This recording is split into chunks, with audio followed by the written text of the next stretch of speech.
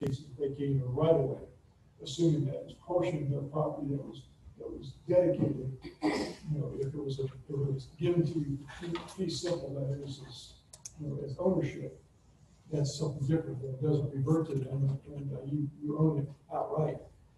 But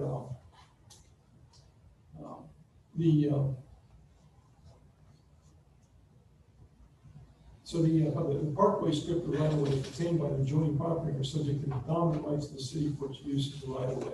That is, you as a former easement owner, you have the right to use the easement, but the remainder of the rights are retained by the adjoining property owner in that land, assuming that it is the right of way that I described, where they get a portion of the property was given up to them to make the dedication.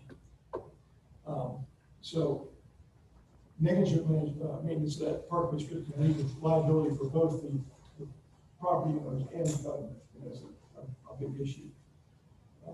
Your provisions require that people not plant things there because somebody along the line realized that almost a lot of liability, people putting bushes in the parkway strip here, they call it, and then those bushes grow up and they block the stop sign, and then the stop sign basically somebody doesn't see it and they go through the intersection and it causes an accident, and so that's a liability issue.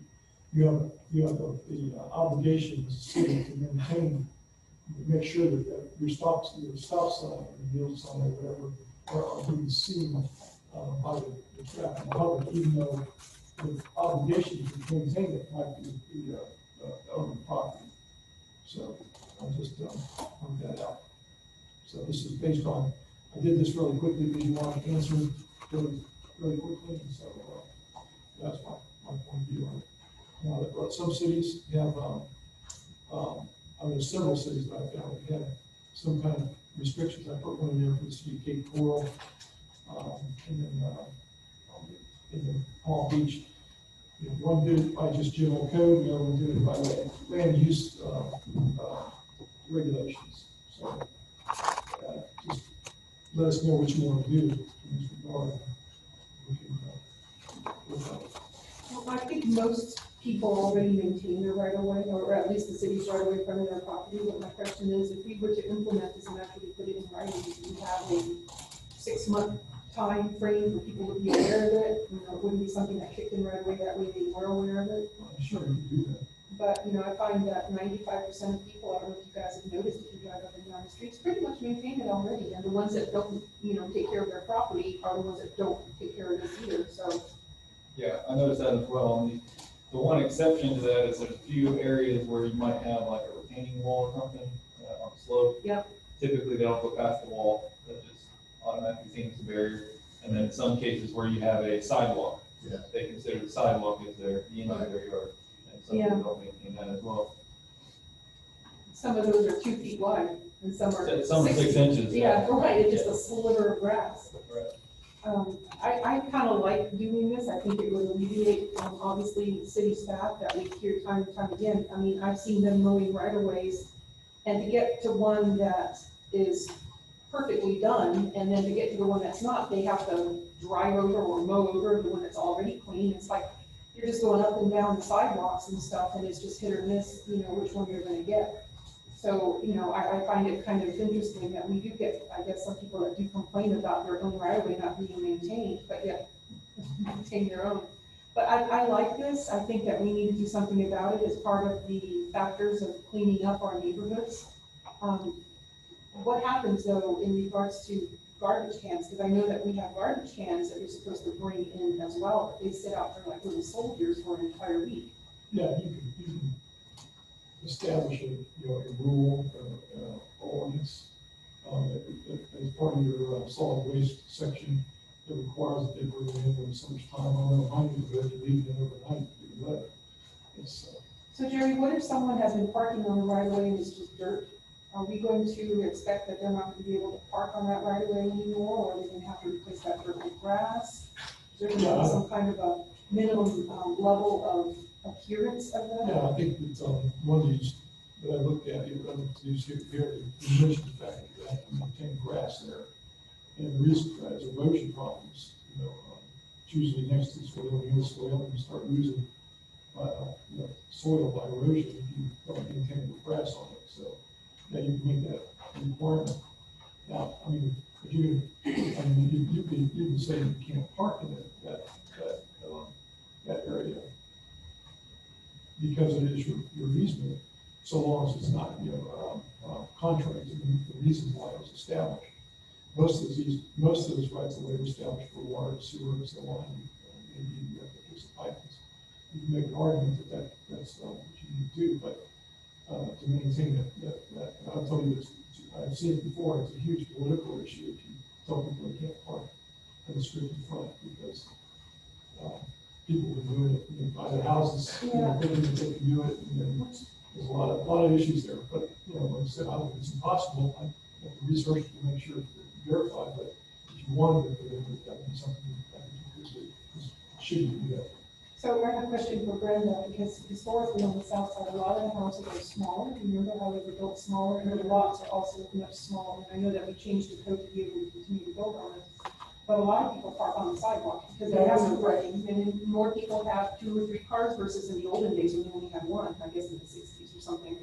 So for all those older homes, I mean, what would be there's no off-street parking. I'm sorry, on-street parking in the residential area, so if they don't have a parking area, they just park on the sidewalk. They park on the sidewalk, but you're not supposed to obstruct the sidewalk anyway.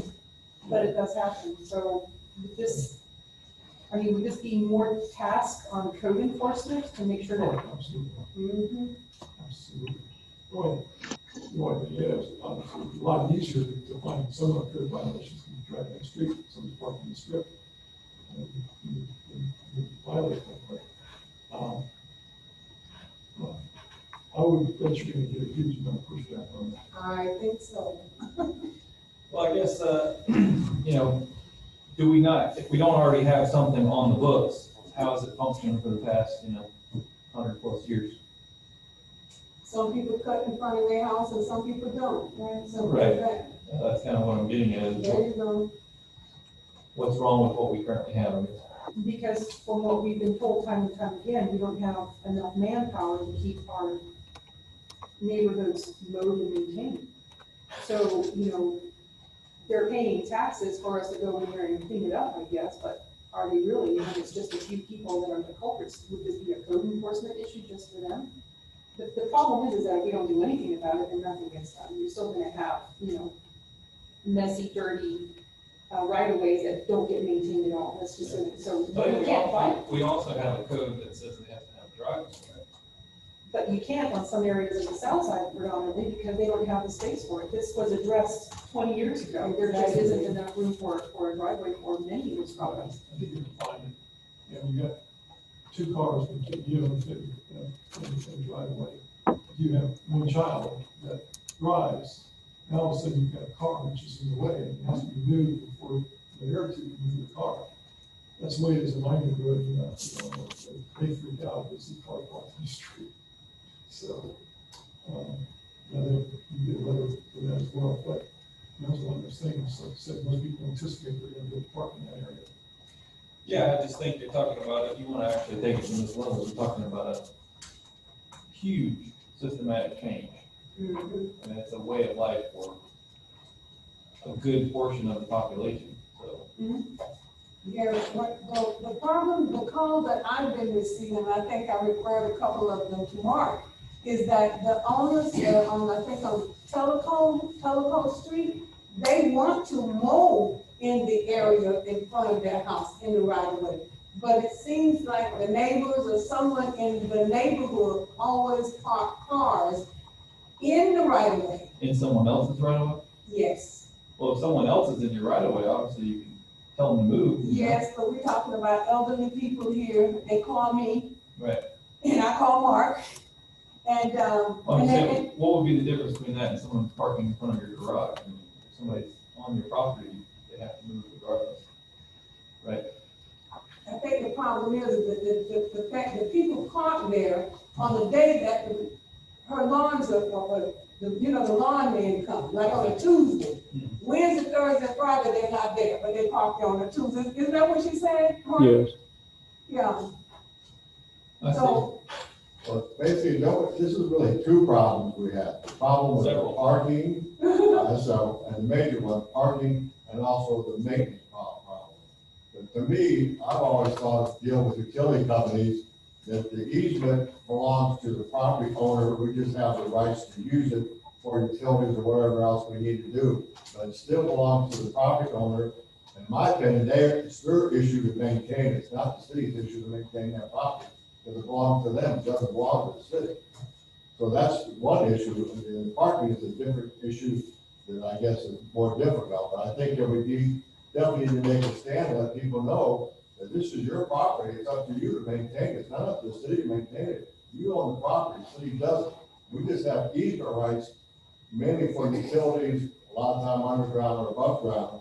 And that's what it's there for. We don't, the city does not own that property. It's up to the owner to maintain it. But Jim, we're also talking about that piece of grass that's between the road and the sidewalk. That's what I'm talking about. That belongs to the owner, not the city. In my opinion.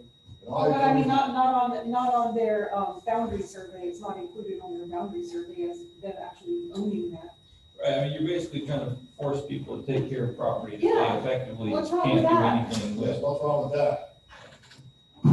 That they don't own?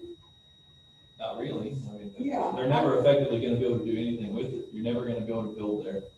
Unless the road is closed, and obviously an established road is never gonna be closed, so. No.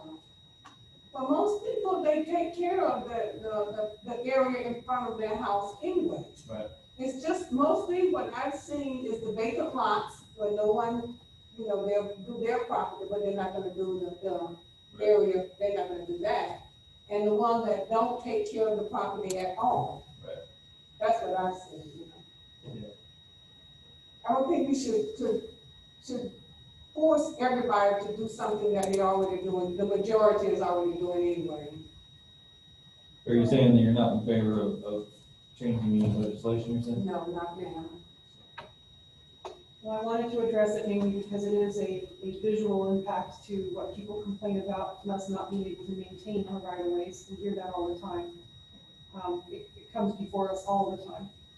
And if we continuously can't find or don't have the time to do it, then we're gonna perpetually be in the predicament of not being able to keep the city clean, which is an image issue. And, people want to move here knowing that, people don't maintain that we're supposed to do it. I mean, I've seen them on Walnut Street, which has some of the biggest right of ways, and off of Delaney, and there may be 20 feet between the property line fence and what the city's maintaining, and we're mowing all of that. It's just, if those people that are on that particular road, I mean, a lot of them park on it, it's just dirt. So it just looks really, really bad. And I don't know, they have plenty of parking in their own property, which is amazing. Many of them have long driveways. So there should be a way. I don't know if there's an encouragement perhaps, we hope that you would do this. Let's do a marketing campaign and try to get people to maintain it. That might be a way to go. I don't want it to be an expense on anybody either, but at the same time, we're gonna continue to hear that we can't keep our city clean. It's just. I mean, I don't think anyone should be parking on the sidewalk, period. Because you have the issue of now the sidewalks are, becoming dilapidated, they're running over, them, breaking up, I mean. If you have the sidewalks and they're broken, then you have liability associated with people tripping on them, things like that. Well, isn't it fair to say We also that? have the issue with water meters being, if they're in the sidewalk and they're behind, people park on the limbs and break them and then you have to replace them. That's another issue. But we currently have everything on the books right now to keep people from parking on the sidewalk. I don't know if I'm responsible for the meter box splits, but, and they're claiming they did, it wasn't me parking there, it was somebody else parking there. Well, obviously, code enforcement drives by and they take a picture of the vehicle, I mean, there's no denying at that point. Some people park on the ledge just to keep you from opening up. That's true. That's absolutely true. I've seen that, yeah. I can't say I've ever seen that one. Well, my opinion is that I think until we get a handle on cleaning the city's actual properties, which I don't think we have right now. But those are our properties. All of those are our properties. No, I'm talking about the other properties that we own. Like you say on Walnut Street, that you see the city cutting in the east way there. I just wish they cut on the, beside the roads on the south side, the grass is higher than this. So, you know, I just want them to just, we talking about the road, then the grass. There's no sidewalk. So I wish they would just, until we get a handle on that, I don't think we should really, put anything in writing as far as demanding anybody do anything right now concerning, the grass. Hey, Garrett, I got a question. Go ahead. What are we going to do where the curb stops and starts on our side of the street? And there's a crack there, mostly everywhere in the city. And grasses are growing in that. In some places, if you go down Florida Avenue where I live, some places there's some grass that's 3 foot tall, begalize. And if you move back up by the Church of God, we've lost a foot of that street. We've just allowed dirt to pile their grass to grow and grow.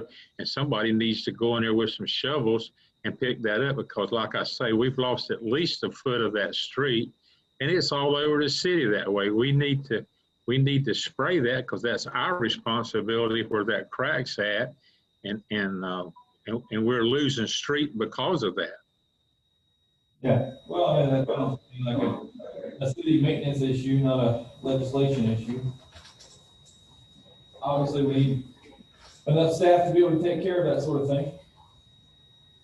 Well, I guess we can encourage our residents to maintain the right of ways to the best of their ability and to not park on them when they don't have to, and turn them into big piles of dirt.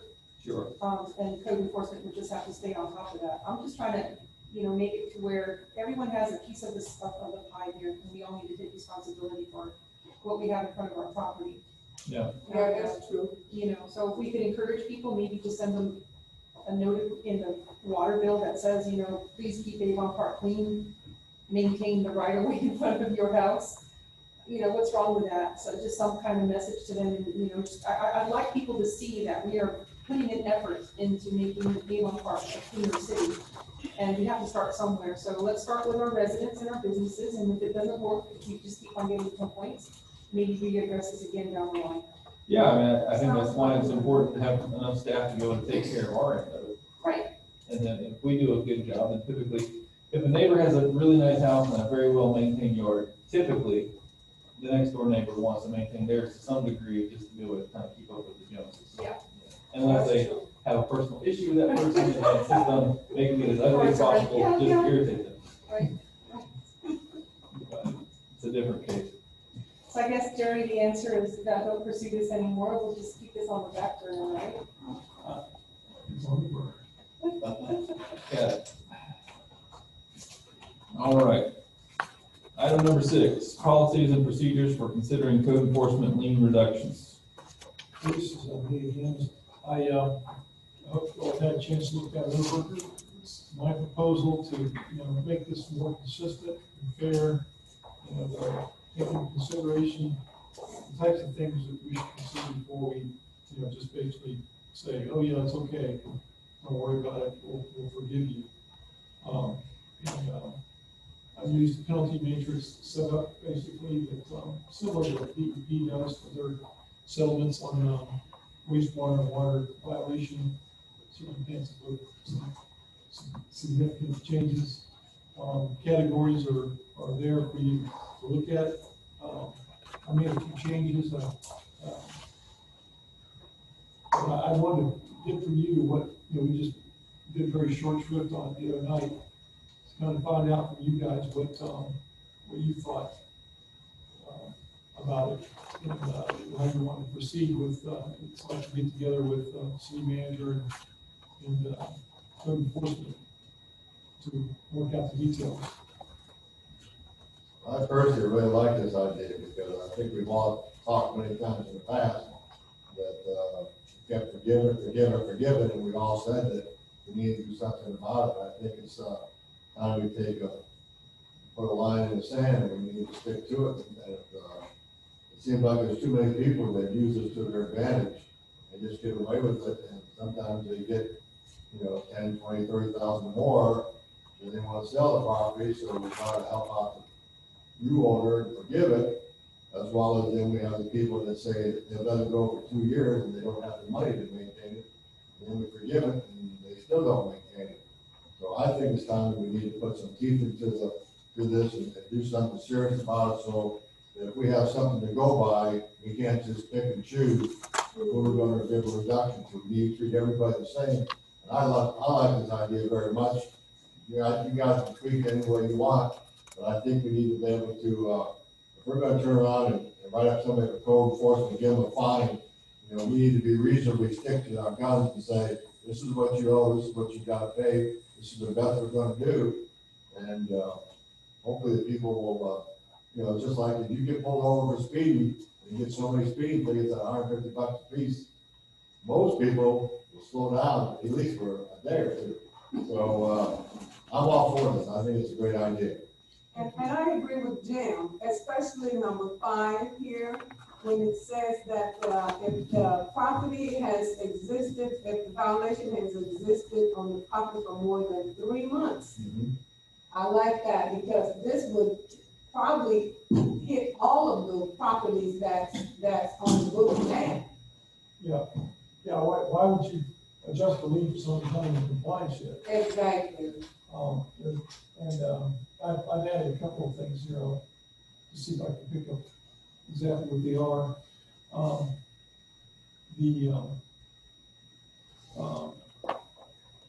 Fee for, of course, for $25, you know, kept in there, but, I made a change down below, which is talks about the fact that they have to pay their, the administrative costs Yeah, up front. Yeah. Before we'll even consider a reduction. Because, you know, if you get a reduction, you're not happy, they may say, oh, well, never mind, and then not pay anything. And There you go go. after them and it costs us money to do so. So this way, you know, it takes care of that, you know, you have to do it, otherwise, we're not going to consider it. Also, since this is a settlement, really a legal case that we have, that we can pursue, I've also got in there, you know, that they'll pay for the cost of the hearing, you know, the special magistrate making a recommendation, and pay a deposit up front in order to make that done. And I added to it as well, that if they pursue legal action after the fact, you know, then which you can't stop them from doing, but what I put in there is, if they agree, and the city agrees that whoever prevails in that, will get attorney's fees. But right now, you get no attorney's fees. yeah. So, and of course, you know, I left it for the option of the city manager to put that into the agreement, or the agreement for settlement, so that, you know, if we don't have a strong feeling that we're gonna prevail, then we do have an agreement. Terry, I have a question before you go on that one. Do you remember on the Wild building, how it transferred the title from Mr. Paychecker to his wife? And then it went to a nephew, and that lien just kept on staying with this one, and then the building would be in this one's name, and they kept on switching it around. Does this allow that? Can we stop any of that, or how does that factor into? No, and they're supposed to, the lien doesn't go away simply because somebody transfers themselves or whatever they do to transfer it. It does not go away, that stays. Yeah, that's how we ended up with the building, but what that did was it just 10 years later, here we are, still Yeah. working on it. But that's because you haven't been foreclosing any liens. You start foreclosing liens, I bet you start getting paid for the penalties. And, you know, it's the whole, attitude of people out there is, why should I do anything? You know, and some of them are really obnoxious about it, you know, because they really say it out loud. So, you know, unless you're gonna enforce it, you know, then, it's creates a lot of issues. I will need you all to consider what you want to do with the first table there of major, moderate, minor, the extent deviation from the requirement, and the harm to the community. You know, how much of a reduction do you want based on those factors? So if you had a major, you know, 0 to 5%, I would probably just say 0, but it's not me to say. I just put that in here as a placeholder. And then minor, I have, well, maybe an 80 to 90% reduction. You may only want to do 50% reduction. But think about how you want to work those cues, so that, because I can't do that. That's something you all have to do. This is settlement now. But you look at the characterization of the violations. I'll send another copy of, I finished the zoning and building code violations, I'll go over that in a minute, but, this kind of tells you, so, it's a major one for extent to deviation if violation is corrected between 6 months and 12 months of initial notice. But it's a minor one if the violation is corrected within 3 months of initial notice. This helps whoever's doing it characterize this particular violation as they're putting it together. And same with, I did each of them. I added in zoning, but the extended deviation I used for major failed to request either land use approvals or building permits. Moderate extended deviation is request government approval of land use, but did not construct a valid building permit or vice versa. And then for the minor, I had for extended deviation, I had valid building permit, but not proper land use requirements. You all might have an opinion about that. Now, for harm to the community for zoning, I put in there, project is dangerous as constructed or partially constructed, and is otherwise a community eyesore because of violation. I normally couldn't use the word eyesore because that's so subjective, but because we're going to settle it here, that's gives you a little bit more leeway to decide, well, this is, clearly it's an eyesore. We look at the pictures, they had, the way they did it, it was an eyesore. For major harm or moderate harm to the community, project is not dangerous, but is a community eyesore, and no after-the-fact permit or variance could be issued because violation is not remediable. And then for minor, I have not dangerous or eyesore and could potentially be permitted with after-the-fact permits. So, this gives you all an idea how to, what to do. Under B, ameliorating circumstances suggesting a reduction in penalty percentage. I assume you all, feel a little, of your heart for people that are hospitalized and are non-ambulatory, and I understand that. Of course, they're going to be now. If they want more than 30% reduction, then they're going to have say that in their testimony. Exactly. A doctor's note? A doctor's note? Yeah, well, on the testimony, which you can be prosecuted for if you lie. I thought, I'm sorry, I couldn't come up with anything else to drop these penalties, outside these numbers. You establish what the penalty reduction is based on the matrices. And you say, well, we can drop it another 30, 40% because the person was in the hospital, or up to 70% because of that.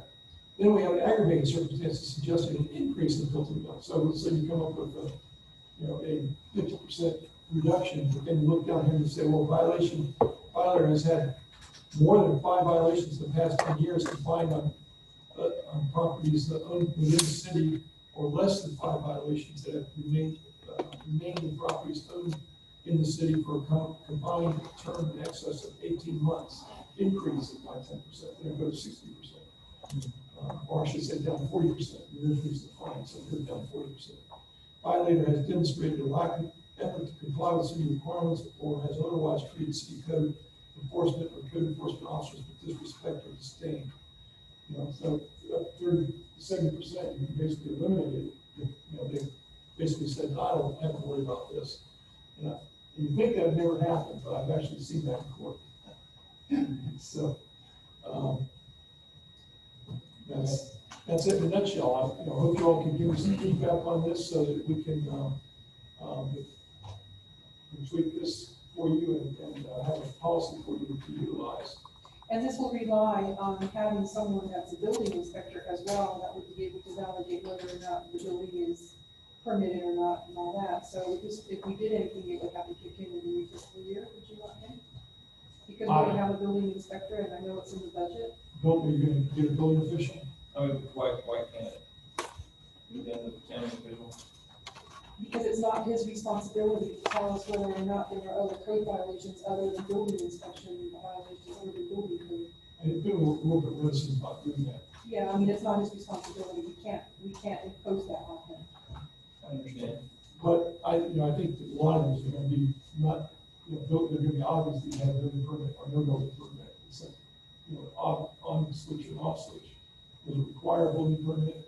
You may think somebody would require, there are people out there that will do it by contract. A contract for building officials, we do in other cities that I represent. So, Mark, I have a question. I know that you've kind of touched on this with Randy as well, and I know that he's familiar with this, I presume, as well. He's on if you got a question, but Hi, Randy. Have you had an opportunity to read through this as well and see how it fits into the code enforcement matrix? Yes, ma'am, I have. And I like it. I think it's definitely warranted. So have you ever had in any of your prior employers where there's a building inspector that is not part of the organizational team that you work with, like we have right now, where we have a county inspector and then we have our code enforcement? I mean, do you see it working the way it is right now, or do you see it better if we had our own building inspector? I think it would be better, honestly, if we had our own. Nothing against Mr. Longshore. He certainly helps us out a great deal, but he's only one person, and it would be nice to have somebody that's in-house and accessibility at any time. I guess if I read the budget correctly, I think it's a part-time building inspector, but part-time is better than no time to me. So if they did 20 hours a week, I think that would be very advantageous. That would also, again, for another story, another time, but maybe think about pulling the permits back to the city again, because all we're doing right now is we're filling out the paperwork. We're not, but the applicant is, and then boom, it's gone. It's gone. We sign off on the zoning, and we don't ever see it again. There's no other. All the follow-up inspections are done by the county, closed out by the county. But again, that's probably more than what you just asked me. But yeah, it would be nice to have that within the code enforcement building inspector purview. Yes. you raise an issue that, a lot of times when the building, or things elsewhere, the cities that I represent, have a real problem with them issuing COs. The city has to be paid for different things that they're owed, or, capacity fees and things like that, and meter fees and so on. Yet they have a CO and they're going forward, so you end up having to terminate the water in order to get the pay. And that's a bad place to be. You don't want to have to end up doing that. Trying to obtain payment. You should be able to hold off on the CO until everybody's paid. And you're satisfied that things, the land use. Yeah, so Randy, how long do you think something like this would take to implement? Would it be just hiring somebody and sending a letter to the county saying, thank you for your services, we're gonna start our own program? Oh yeah, I don't think it's rocket science. It would take a little bit of time, but I mean, as far as keeping everything in house, I don't think it would be much. We've already got the permit applications. It would be a matter of setting a fee schedule, depending on what you wanted for each permit. The subsequent inspections, because I mean, I think he would spend more time doing that kind of stuff, and then maybe some unsafe structure than he would new construction inspections, because I don't see a lot of that going on yet. So I would imagine the majority of the time would be more towards permitting and zoning. Okay. Well, I would be interested, as far as the matrix goes, to hear Randy's opinion on it. Obviously, there's nothing stopping us from bringing this back to another meeting. Letting all the council members go through here and put in the numbers they'd like to see. I'd like to hear Randy's opinion on it as well, and see if we can't put something together, move forward. And then the other thing also is just contacting the county, because I mean, they rely on some of those fees that they're currently getting from Avon Park.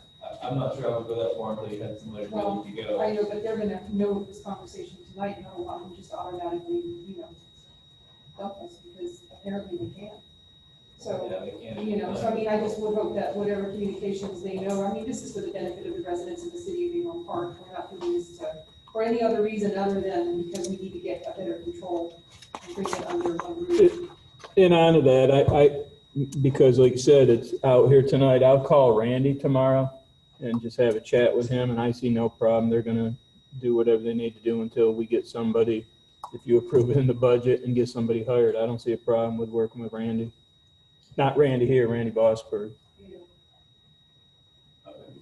Before we finish this topic of the matrix, I'm just point out that there's really two major reasons for, code enforcement fines. Obviously, one is compliance, and you all mentioned that before, we really want compliance, but the second thing is deterrence. You've got to deter other people from doing it, or, you end up with what you've got right now, which is not paying attention to it. So when you consider the percentages, please consider that it's better to come in higher or more aggressive now, and then ease back as you get compliance. I agree. Do we have a total dollar value of all the liens that are out there right now? Just one big lump sum, how many times? I don't. You, Dan? Are Randy? those considered, I can be, Maria, I heard, and again, I don't know how true it is, but I had heard, I think cumulative amount of liens was a couple $1 million to the city.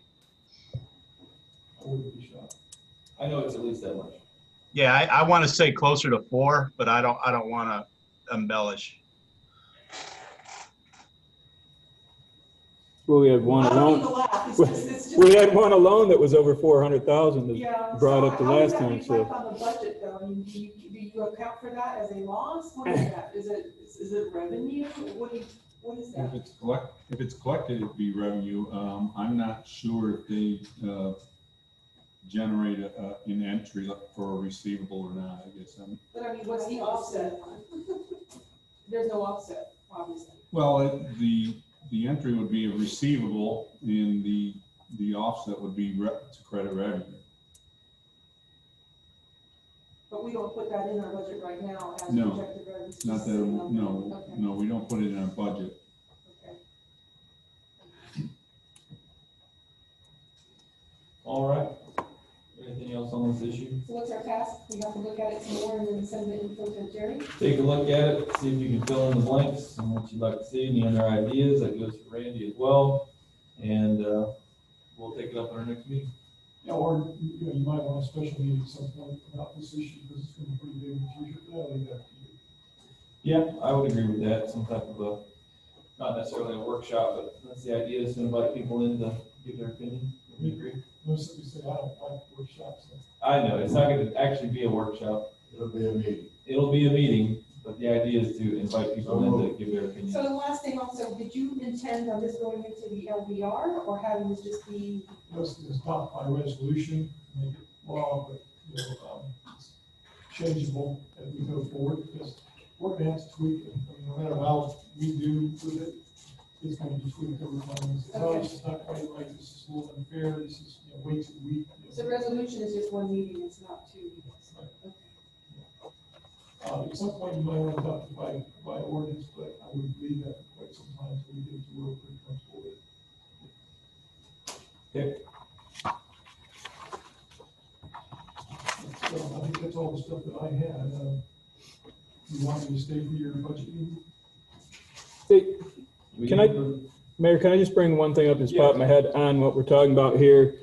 Jerry, I don't know if you, in your research in this, but, we've run into, like, somebody's got a lot of liens on property, and then someone that's not a family member or anything tries to buy the property, but it's got so many liens on it, they can't do anything with it. I mean, is that something we could address? Well, you mean as far as, liens stay with the property no matter how. Right, but say we got somebody that actually wants to buy the property or picks it up at the tax sale down here, and then they're stuck with property that's got a bunch of liens on it, and they can't do anything with it. I mean, we've got one of those that come up. Well, I've always looked at those with kind of Johnny Sullivan, because, it's sort of like in-house deal. Maybe they'll forgive these liens if you say you're gonna fix the property up, and they rarely do. Fix the property up, and then you've agreed to reduce the liens. That's the Wild building right there, and now we're demoing the building. That's exactly what happened. It went from the husband to the wife to the nephew to everyone in that family. Yeah, no, I mean, I see that side, but I see the other side when there are legitimate people that want to buy a property Well, and fix it up, and if it's never going to get fixed up because it's got such high liens on it, and it's just going to be there for years and years. we can, set that up as, an ameliorating circumstance, but, it'd be my preference that we did so, make sure that they're, verifiably arm's length transactions, where the person basically walked away from the property, and then somebody says, well, I'll come in and fix this up, if you'll forgive the liens, and this person's not getting anything out of it that was violated, that walked away from it, or is still holding on to it. Right. That's the way I feel about it, because, otherwise, are you not rewarding the violator by, letting them walk away from the liens, if you sell to somebody else and get value for it? Yeah, I mean, the other thing too is that if we get a big market decline along with what Mark was saying, you're gonna have hundreds of properties now that don't foreclose on, the bank takes them over, that sort of thing. They're gonna be sitting for a long time, as we saw back in 2008, 2009. Yeah, well, some people, have been forgiving back in 2000, 2009, some violations, obviously, but, what you have to do, I'm not totally against, some forgiveness, that's why I want to set this up, so, because I can say, no, don't forgive, but we're forgiving, but, I think that there is something in between that we can do, that basically rewards people that, are making an attempt to come into compliance, they have not been the worst characters with regard to their violation, and so on, and punishes people that are the worst violators, because really, it's part of the, teaching, basically, that giving incentive to other people not to violate. Yeah. I also noticed that there have been homes to where the bank took them back and they did not do the maintenance on them. And then they got really terrible. And I know one instance where the city put pressure on the bank or the mortgage company and said, fix it up. Well, we're gonna clean it up and bill you. And the city actually did that. Yeah. And sent them a bill of like $10,000. And guess what? They maintained it every time after that, so they sold the property. Yeah, there's zombie foreclosures, when they don't foreclose on them because they don't want to take over the property and be responsible for maintaining it. Right, that's why a lot of times they just sit there. All things to consider. Is there anything else on this issue? Seeing that, before Jerry leaves, I just have one question not related to this. In terms of annexation, if a business is annexed into the city, but the type of business operation that they're currently engaged in is not allowed when they're annexed, is that grandfathered in, or do they? Well, it depends on what it is. Okay. Grandfather, usually grandfather use. Okay. Well, Specifically in terms of sale of alcohol.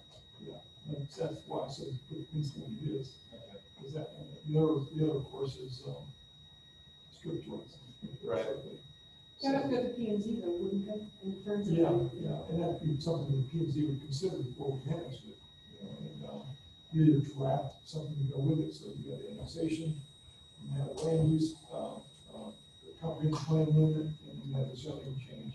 All this stuff is considered in one package, as opposed to just simply saying, oh, we'll annex you in and you'll be okay. Right, so, it may be something we can work with, but if they're too close to another use. Or church. Or school. Right. Well, that's what I'm saying. It's an interesting case because if it somehow takes, a significant portion of their income away from their business, we're now damaging their business by bringing them in.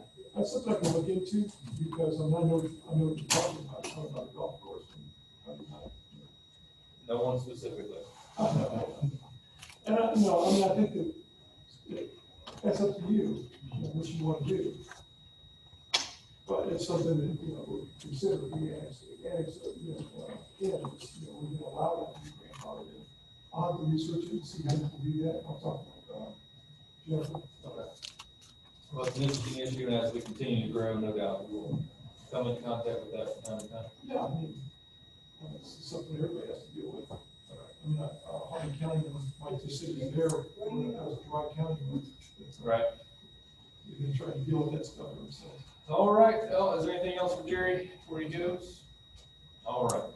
Right, so, Unless you've let me go. You're welcome. I see a new face with us. Is this? Oh, yes. Rick Weldon is our new Public Works Director. Oh, Rick.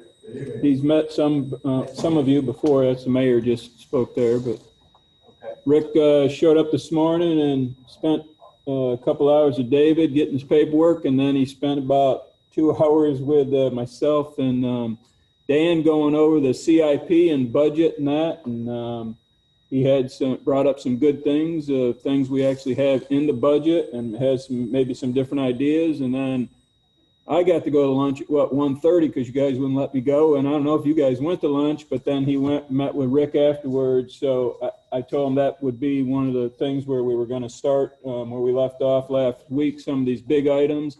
And so he's up to speed on that. But I got to say, I'm very impressed the way he showed up this morning. We had sent him budgets and everything to look at over the past 4 weeks. He asked for him. He's been studying them. So it's great to have him on board. Very good. Well, happy to be here. Thank you very much. Thanks, George. Very good. This requires it. All right, we'll get back into where we left off. Oops. Then I have to, opinion expressing 2.12. I need to talk to finance about that, make sure we're good with those. Yeah, I got real close, page okay. 69, is the page I Turn that marked, in, let me which, talk to you, so I And can just to comply with that, clarify, okay? this budget that we have in front of us tonight is the same exact thing without any changes to it that we had last week. correct, that's what we're working off of. I have, actually, working with the departments, I've had the opportunity to make some changes, but those aren't reflected here yet. I think where I had made a couple minor changes, I brought those up. So I have 69 marked, but so if you just go back one page to page 68, just so we can start right where we left off, I'm going to say, let me move my cursor over here.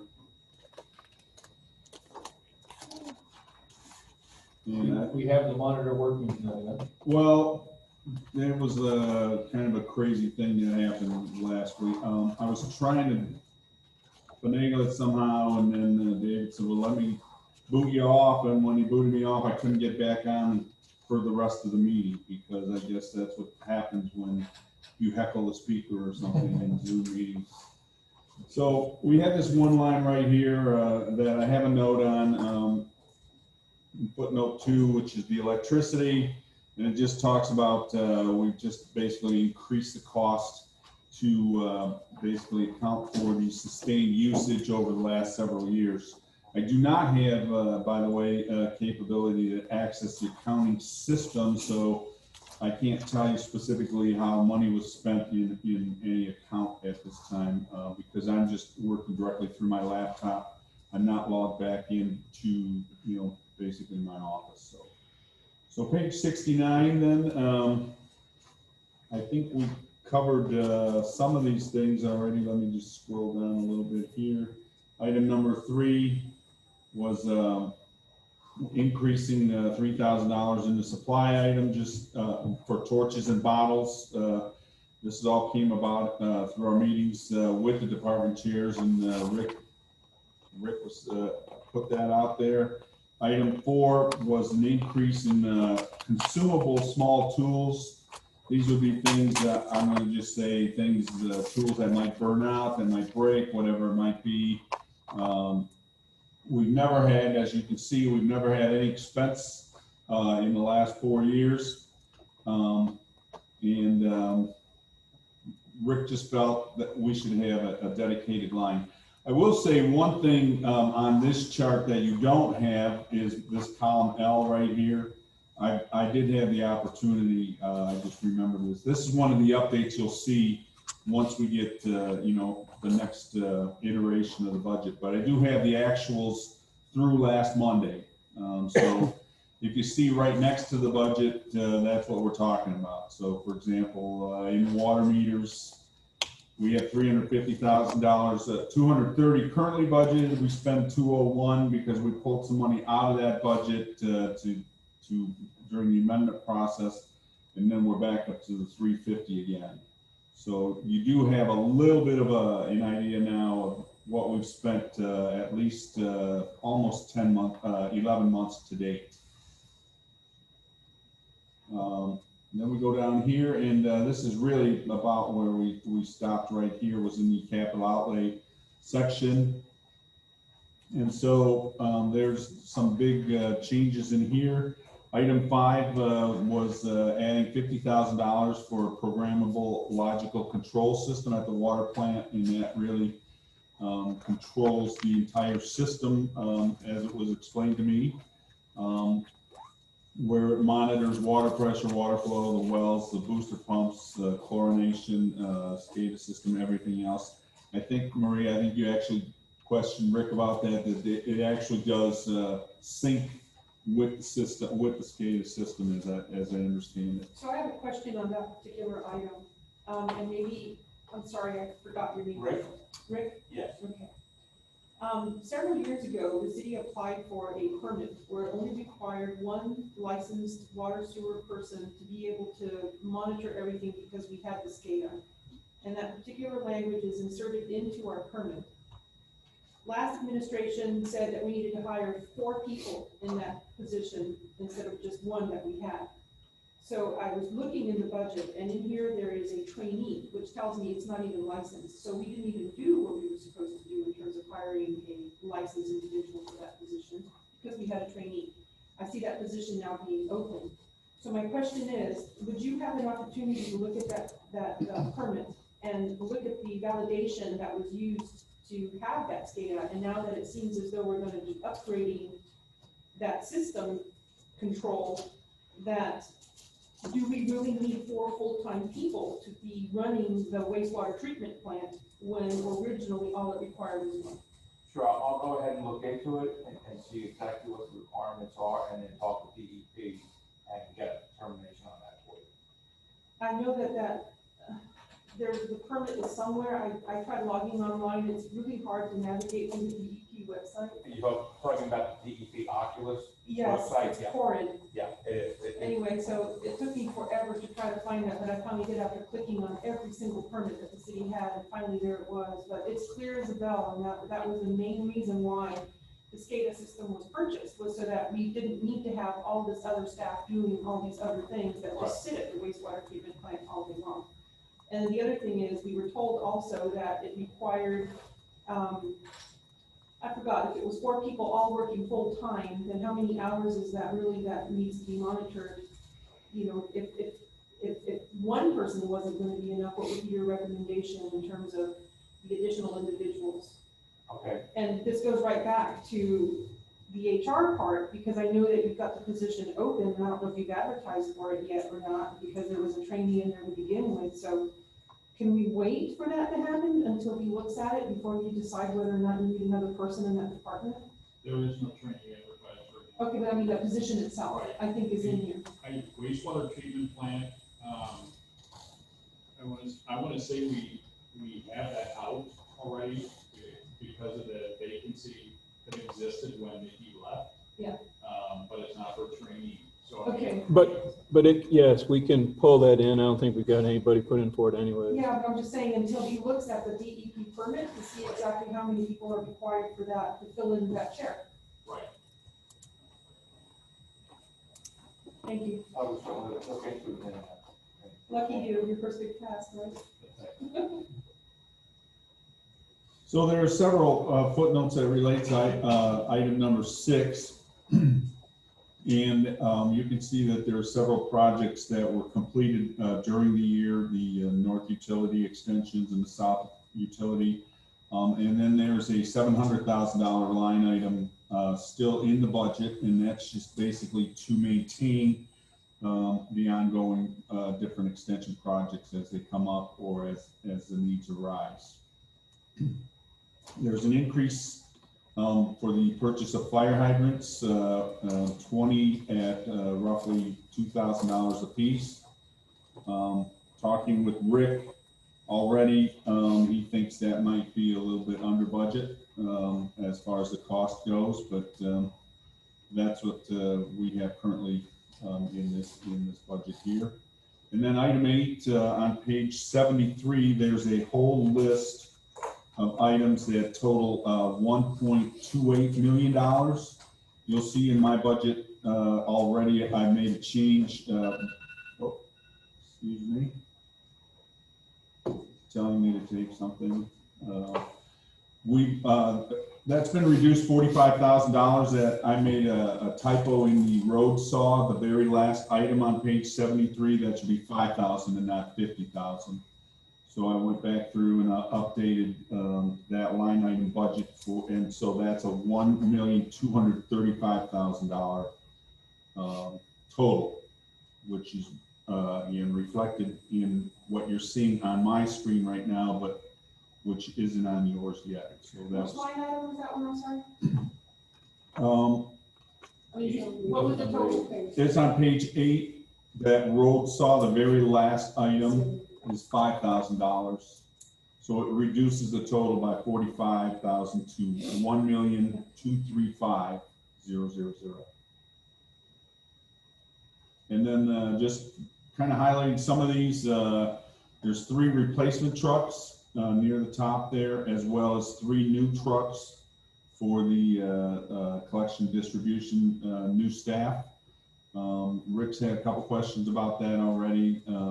That we'll probably modify that somewhat, but you can see that entire list. So on the one that you reduced the amount of the road saw, for example, that balance of the funds, where would that have gone? To the reserve for contingency, or what did you do with that? Well, it's just, no, we just reduced the amount needed to pull out of reserves at the moment. So basically the revenue number would change a little bit as well, which we've been through that earlier, but because this isn't an adopted budget yet, we're not anywhere near, in my opinion, talking about contingencies or whatever reserves. But I think Deputy Mayor Spurlock maybe had a question there that, or did you? Stanley, did you have a question?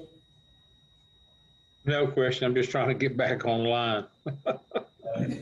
I just saw the little box light up like when you speak, that happens. So, and then of course that number 10 is that that's out right now. I did. And I think I've explained my my belief on how that was intended to work. So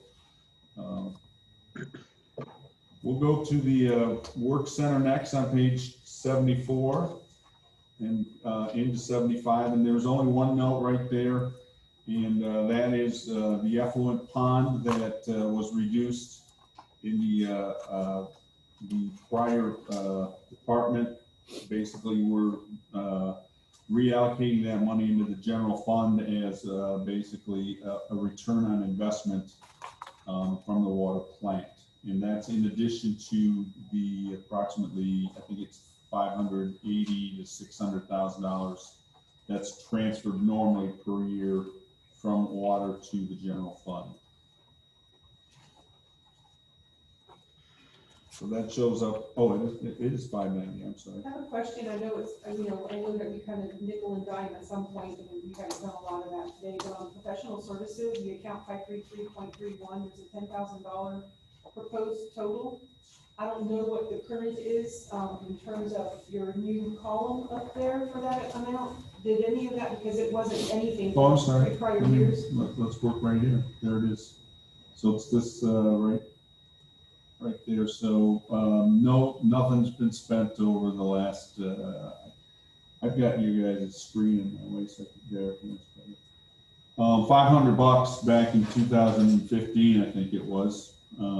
2016, yep, and that's it. We've got a $5,000 budget this year. Nothing's been spent along the way since.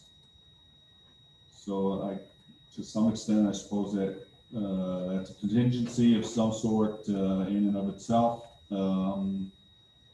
But to my knowledge, that nothing has been spent out of that line item. And you don't really know the details of that account because you don't have the nav on.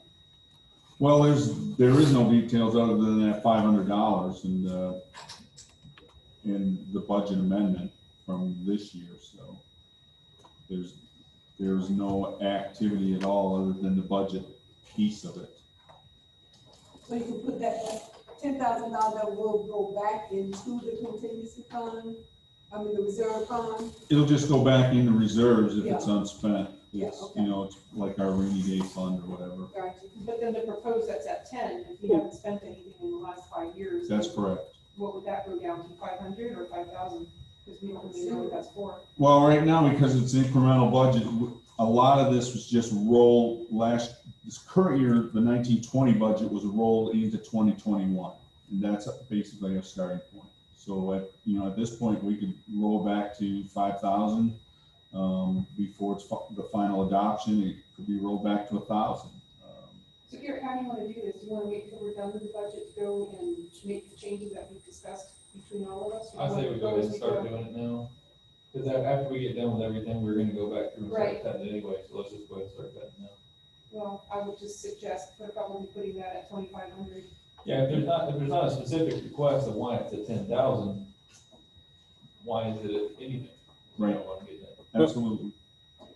So, Agree. you want to stop at 2,500 or go to 0? Well, I don't know, I'd like for our engineer for Rick to take a look at it. I mean, he'd have to see what it was spent on way back when it was $500. I mean, it could have been some engineering, and we're getting ready to do a lot of that, right? Yeah. Well, professional services could be some Yeah. type of testing. And who knows, Magazine. right? Yeah. And I, So if you can take a look at it, if it's something that's very mundane, then sure, let's put it back at 500 or 0. and I think, Dan, you probably also need to look at it tomorrow on Navline and that and see if they were actually taking professional service out somewhere else instead of here, because we've seen a lot of that. Right. Pulling it out of the wrong places or line items and that. So. But yeah, I'm with you. If it's not, then it probably should be 0 if we Yeah, don't need it. and by all means, we want the budget to reflect what's actually happening in the city. So if something needs to be moved to a different header that makes more sense to everyone reading it, by all means do that. Well, then put it at 0 for now. Until something else comes up and can tell us differently. And we can always amend it later on. I was unsure whether or not if I went into the system back at my office, whether or not you would see that on my screen or not, and apparently not. So I'm trying to log in and maybe do a quick look. But again, I don't know, for that one particular account where it's $500, I don't feel like it's significant. Yeah, don't get booted all over that.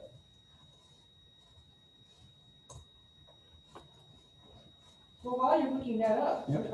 Rick, where are you from? I was born and raised on Long Island. Okay. I came down to Florida 45 years ago. And so I haven't quite lost my accent. No. Most people think I moved south, but my accent moved north. What part of Florida do you come from? Moved down to Eustis, Florida, Oh, yeah. in Grand Island, and then I went up to Gainesville to go to school. And lived in Lakeland for 22 years and down in Fort Myers for the last 5. Very good. You're local. Yeah, pretty What much. year did you graduate from Gainesville? 1985. Any, really? Okay, any fraternity? No fraternities. I was working 30 hours a week, operating small water plants and wastewater plants, so I didn't have much time to get into the college good Yeah. times. Good man. So the note just said it was $500 paid to Polson Engineering, and then there's a note that kind of flows through year over year that said Lake Damon Utility. That's, maybe you guys have the history on, a little more history on it than what I have, but Yeah. maybe that's enough to trigger a memory, but. Yeah.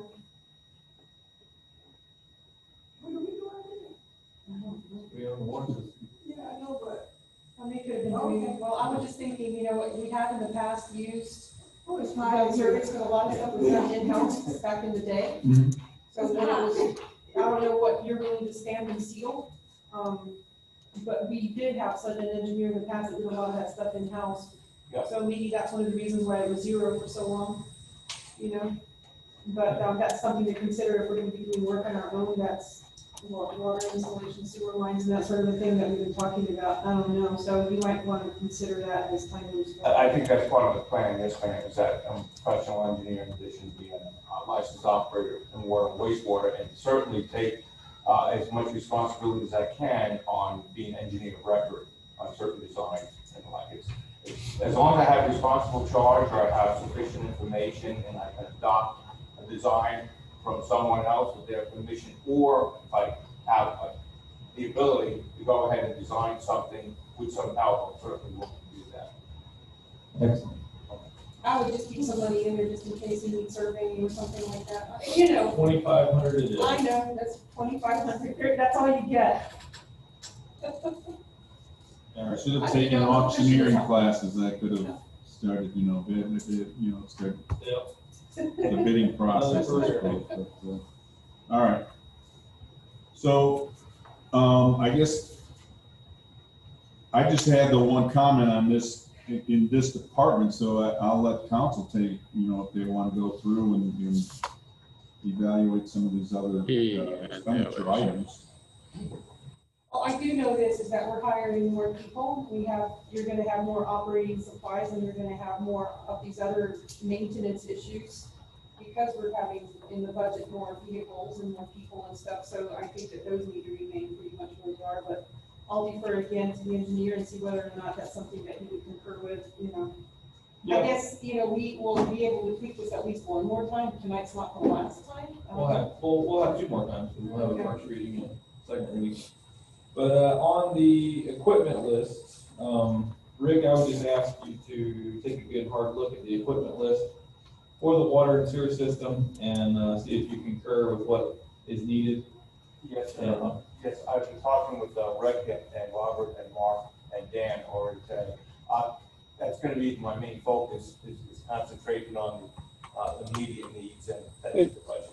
And actually, if you feel comfortable with what you talked about, unless you want to talk to Rick more, I'm fine with things you brought up earlier. Okay, you're talking about what we talked about this morning? Yeah. Regarding the, you want me to state that, or? Yeah, I mean, that's what we're here for. We need to. Okay, all right. Do I need to go up to the mic for this, or just? If he's not being picked up, Yeah. Oh, okay, all right. we can see how tall you are now, so. I'm sorry? We can see how tall you are now. So.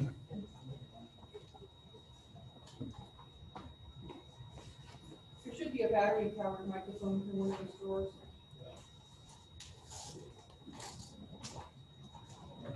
Battery's probably dead. I was going to say that. Yeah, it might be. It's also a microphone thing as well, but I don't know if it's close yet.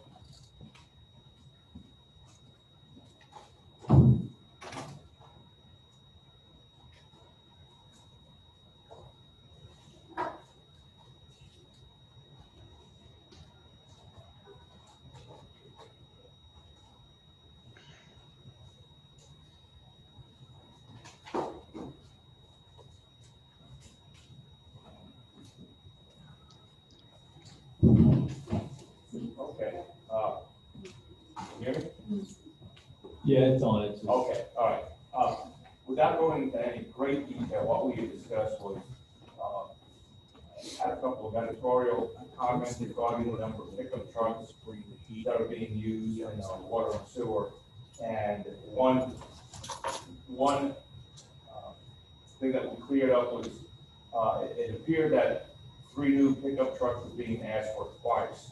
But actually, the first time it was being required for 2020, 2021 of 3 replacement trucks.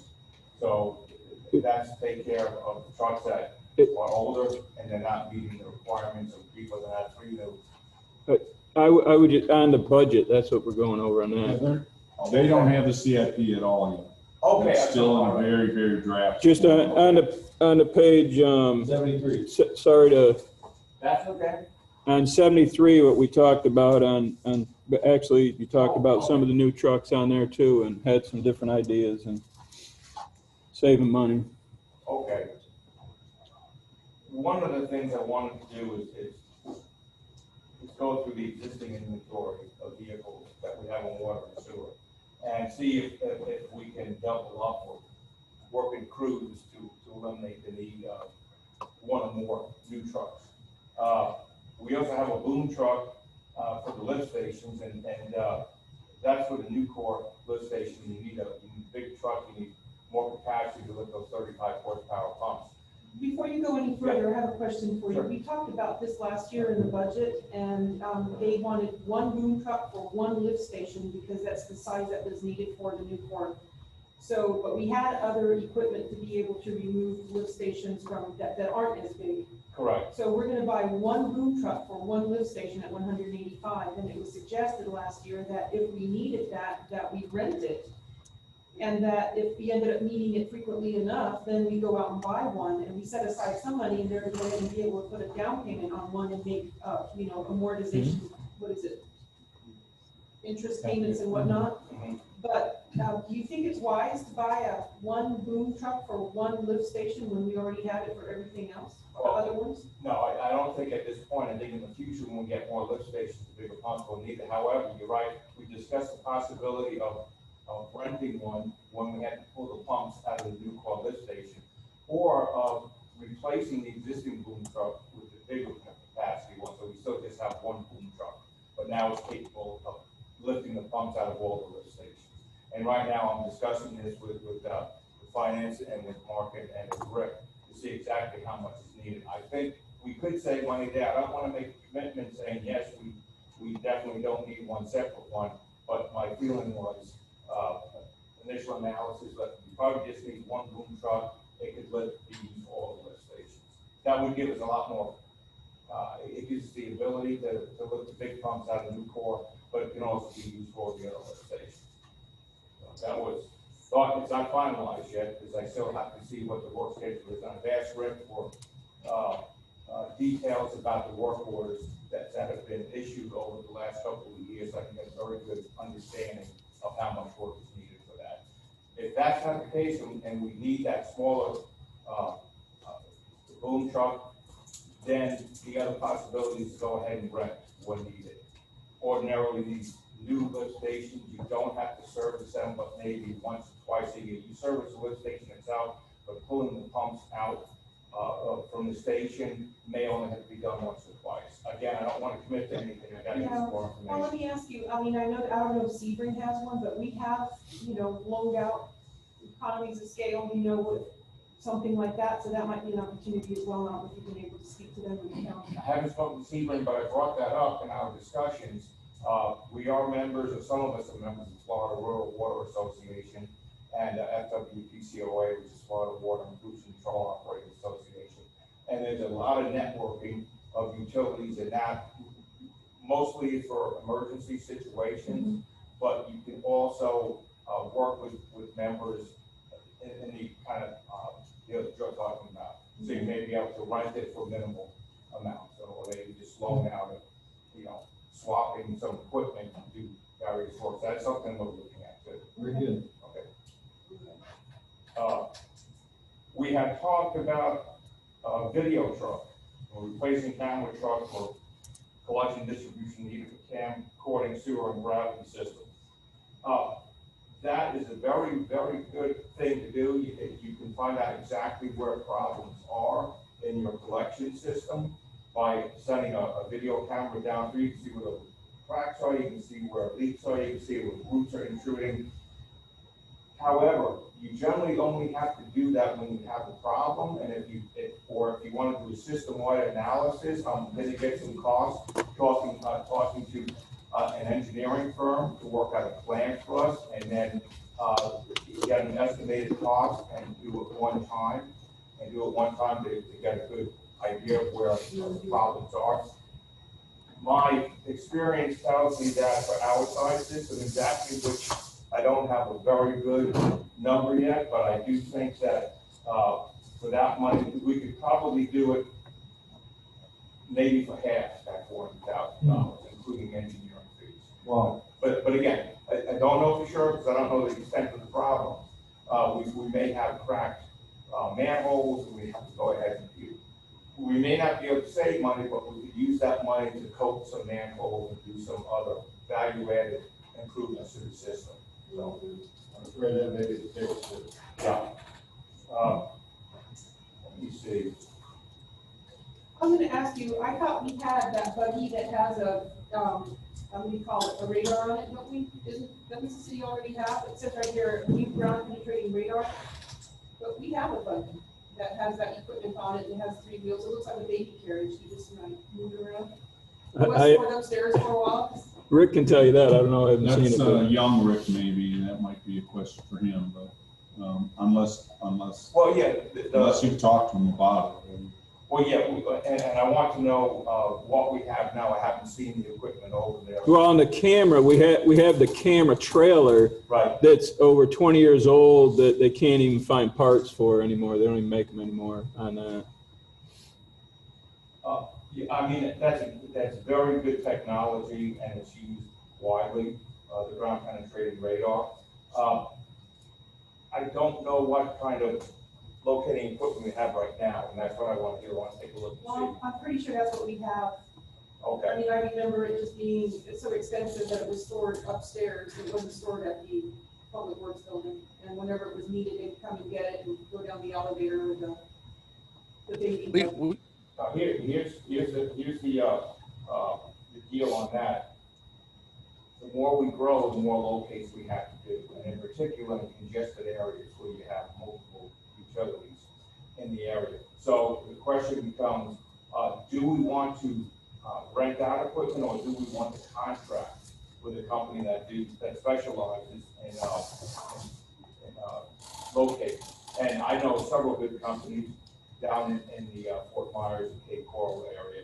I know there are big companies up in Lakeland area. So my presumption is that we can get some very good costs on them coming out and doing that kind of work. Would they Again, GIS it also when they were done? I'm sorry? Would they GIS it Well, when they were yes, done? yeah, most companies will do that. Yeah, well, there are companies who will, and give us So we reports. used to have a person that did GIS and I think that they got caught up with everything. And then we didn't have any more growth, but they were still looking at the existing, in-ground utilities. Right. They were still working on that, and I normally go off key a little bit here, but this makes sense. The county at one point, I had spoken to them, and they had said that because they offered the people, that they would be able to possibly contract with us and do the GIS for us, rather than us having to hire a person, because we did have a person in that capacity, but it was full-time, and it didn't need that much emphasis. So if we had to go back and do GIS of the existing in-ground utilities and have this glorious map somewhere, then, I mean, I don't know if the county would be willing to do that. But the guy that was telling me this left, it was Benjamin Dunn.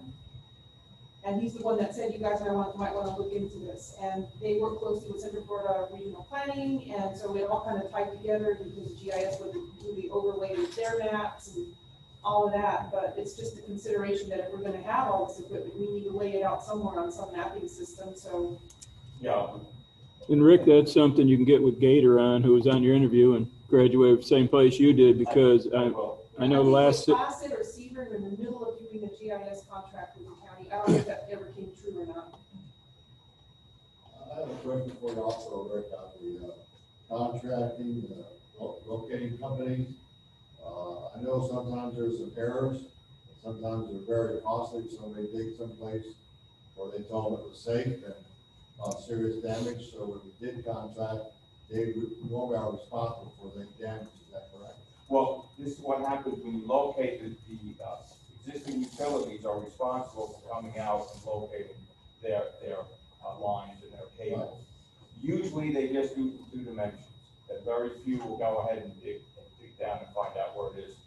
Yeah, so you tell a good locating company, and one in particular I'm thinking of, I mean, they'll go out and they'll hand dig in those areas that are troubled areas, and they've also got the ground penetrating radar.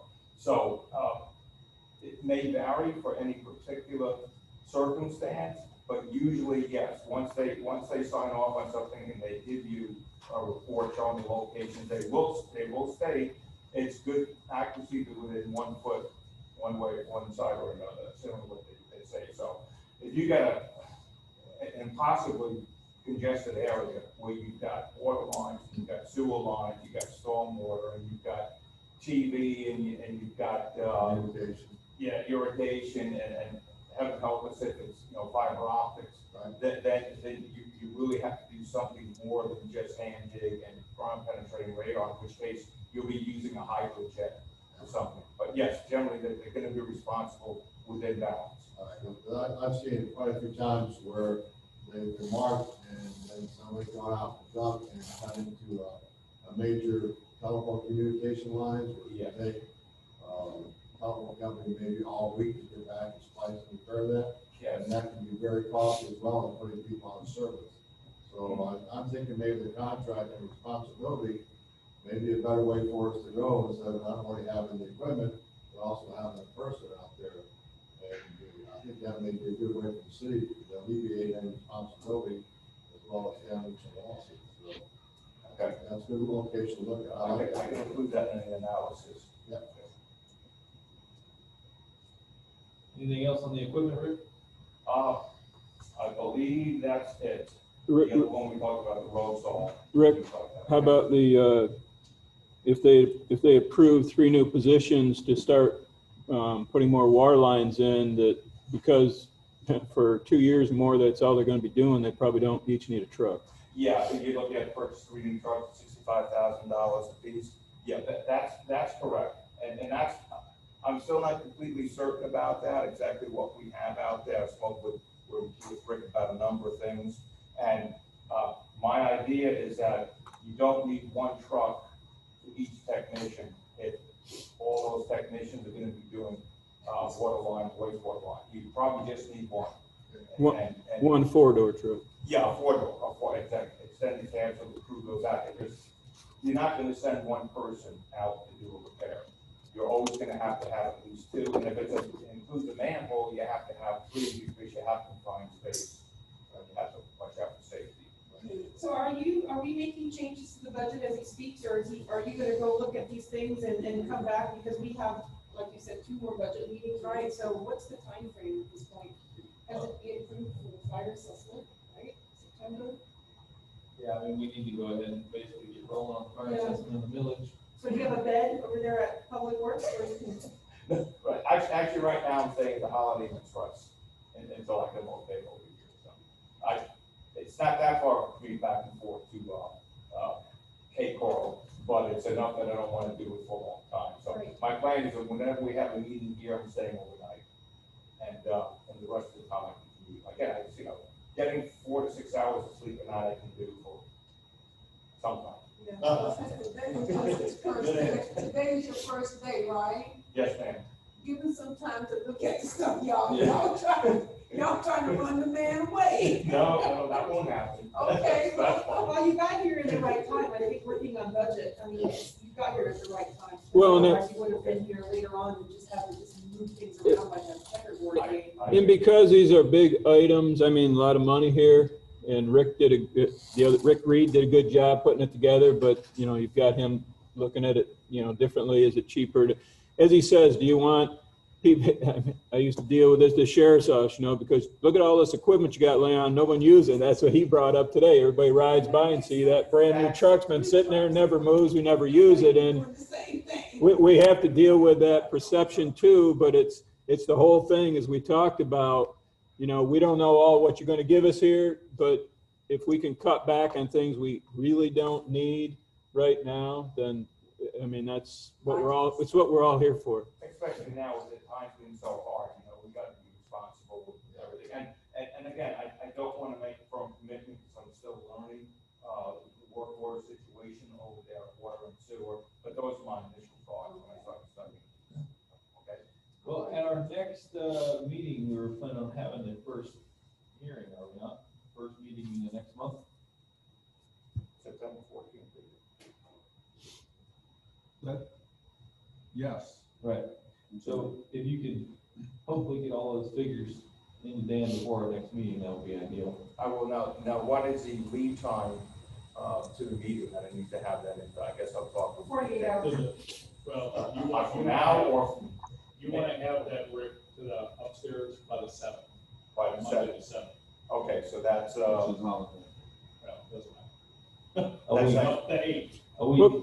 Yeah, I don't think that's, for the numbers we're talking about this morning, that you just need to have a couple days out there to really see what's going on and what's, because I mean, I can already buy into if council gives us 3 new C&D to start running pipes, we already know they don't need 3 trucks.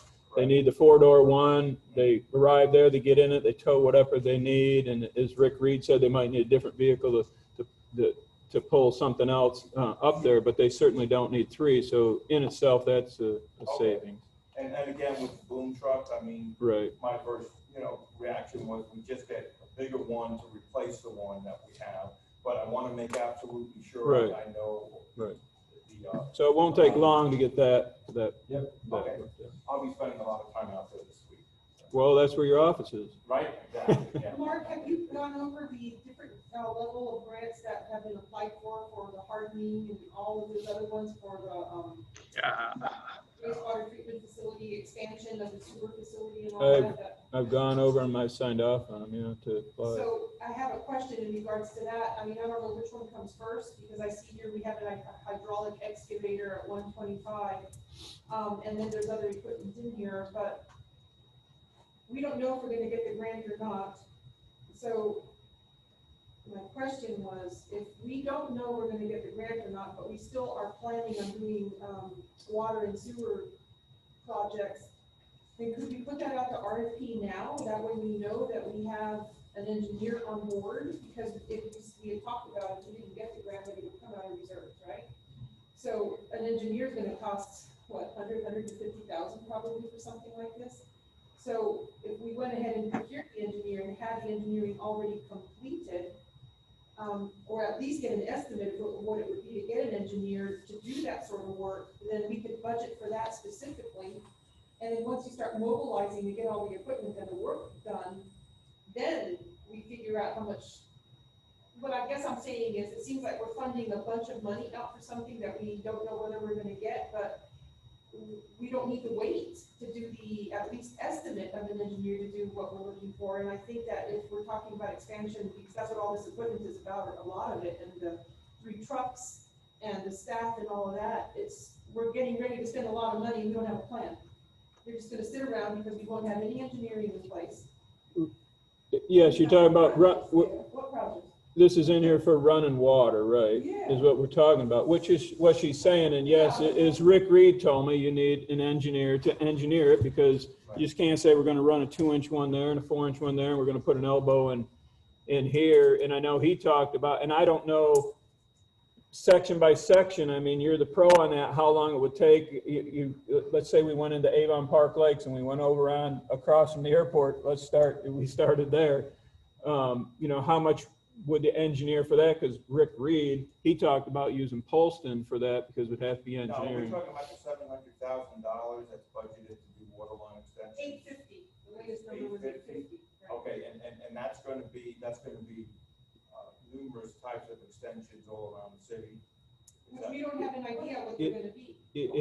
I thought we was gonna do that master plan Well, first. that's what I'm saying. That's the engineer green. have a plan. Yeah, okay. So if we don't have a master plan, we're gonna be hiring all these people with all this equipment and excavators and stuff, and we don't even have a plan, so they're gonna sit there doing what for? Well, to be clear, this is a budget. This Well, doesn't mean yeah, that we're this is- actually hiring these people. No, I know, but that's what I'm saying, but the budget is in front of us, so are we going to approve all of these positions, trucks, equipment and whatnot without a master plan?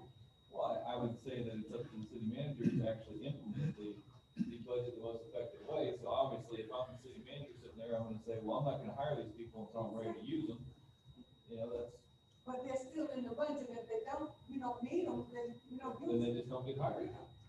Well, and you bring up the grants, because we don't know if we're going to get any of them. The master plan, I don't know how long that's off for the whole master plan, but if we want to start running water, I think that, again, he's the guy to go. It's not my forte by anything, is without a whole master plan on where we're going to run it, because it's outside the city. I mean, the city has water.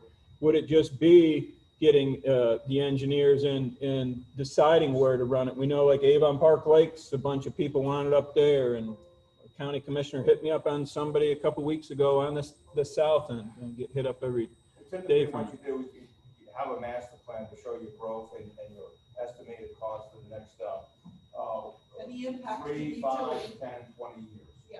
And then part of that master plan is the CIP.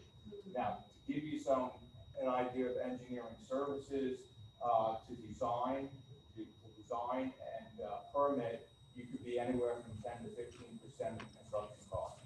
To go from there to construction administration, which is inspection, which is submittal review, which is shop drawing review, which is certification and closeout, you're looking at another 5 to 7%. So really, you're looking at a total on a well-defined project, you could probably 15 to 17% of construction costs. In a situation like this, where you have many different smaller areas, you have a mobilization cost, you have a little bit more cost, probably closer to 15 to 20%, or 17 to 20%. But those are just guesstimates based upon my knowledge of the system. But from my experience, we'd be looking at that. And that's all the way through. That's from identification, design, permitting. And that's with us, laying the lines, because that's what those three C&D staff individuals are. They're the ones that will be doing all the work. They'll be doing the work, and we'll be having an engineer to be monitoring it with the construction administration. And on many of these smaller projects, I can be the engineer of record on that. If I have somebody who can be doing the CAD work to prepare the plans. There's a surveyor in town that does all that. Okay, well, that's fine, and then he could be, on that project working for me, and I can certify that. That would save the engineering cost, but something involving a master plan, extensive CIP, I suggest we get a good engineering firm to work from beginning to end.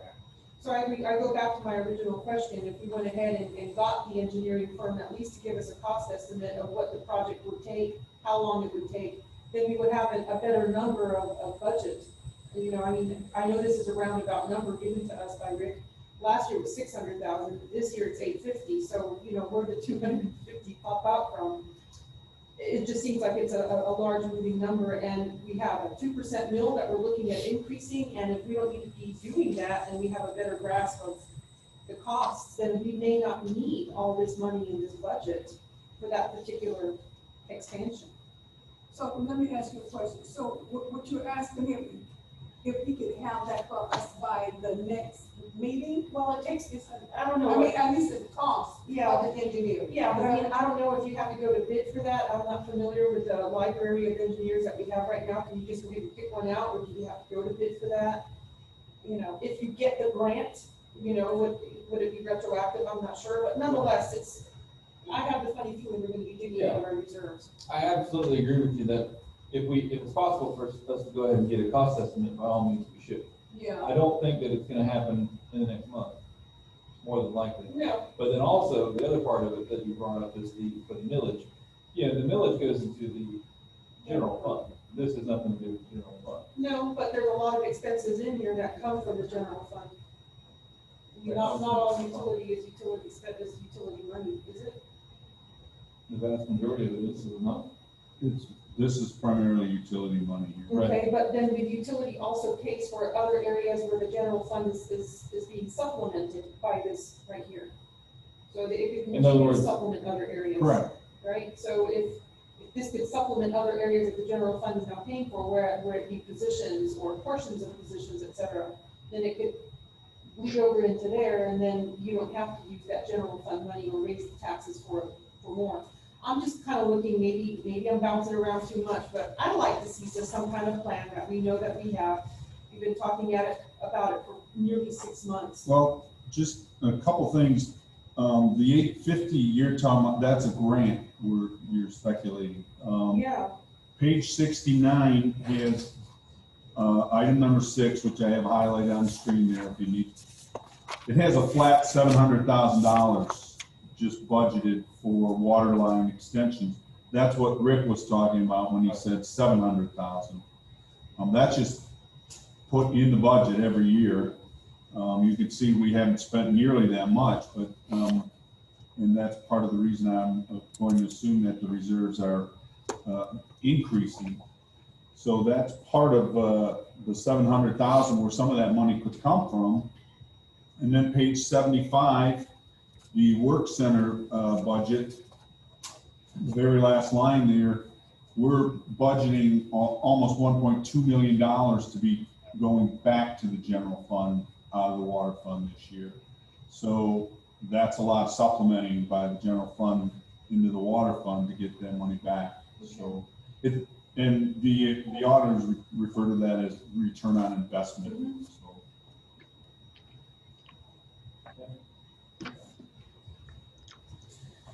So I guess at this point, The moving target, I mean, if we could get at least some idea of what a proposal would be for that, then at least, I mean, we don't have a plan, so I mean, I'm not expecting you to go out there and do a master plan and say, okay, this area goes first and that one, but maybe that's what it is, you go in phases.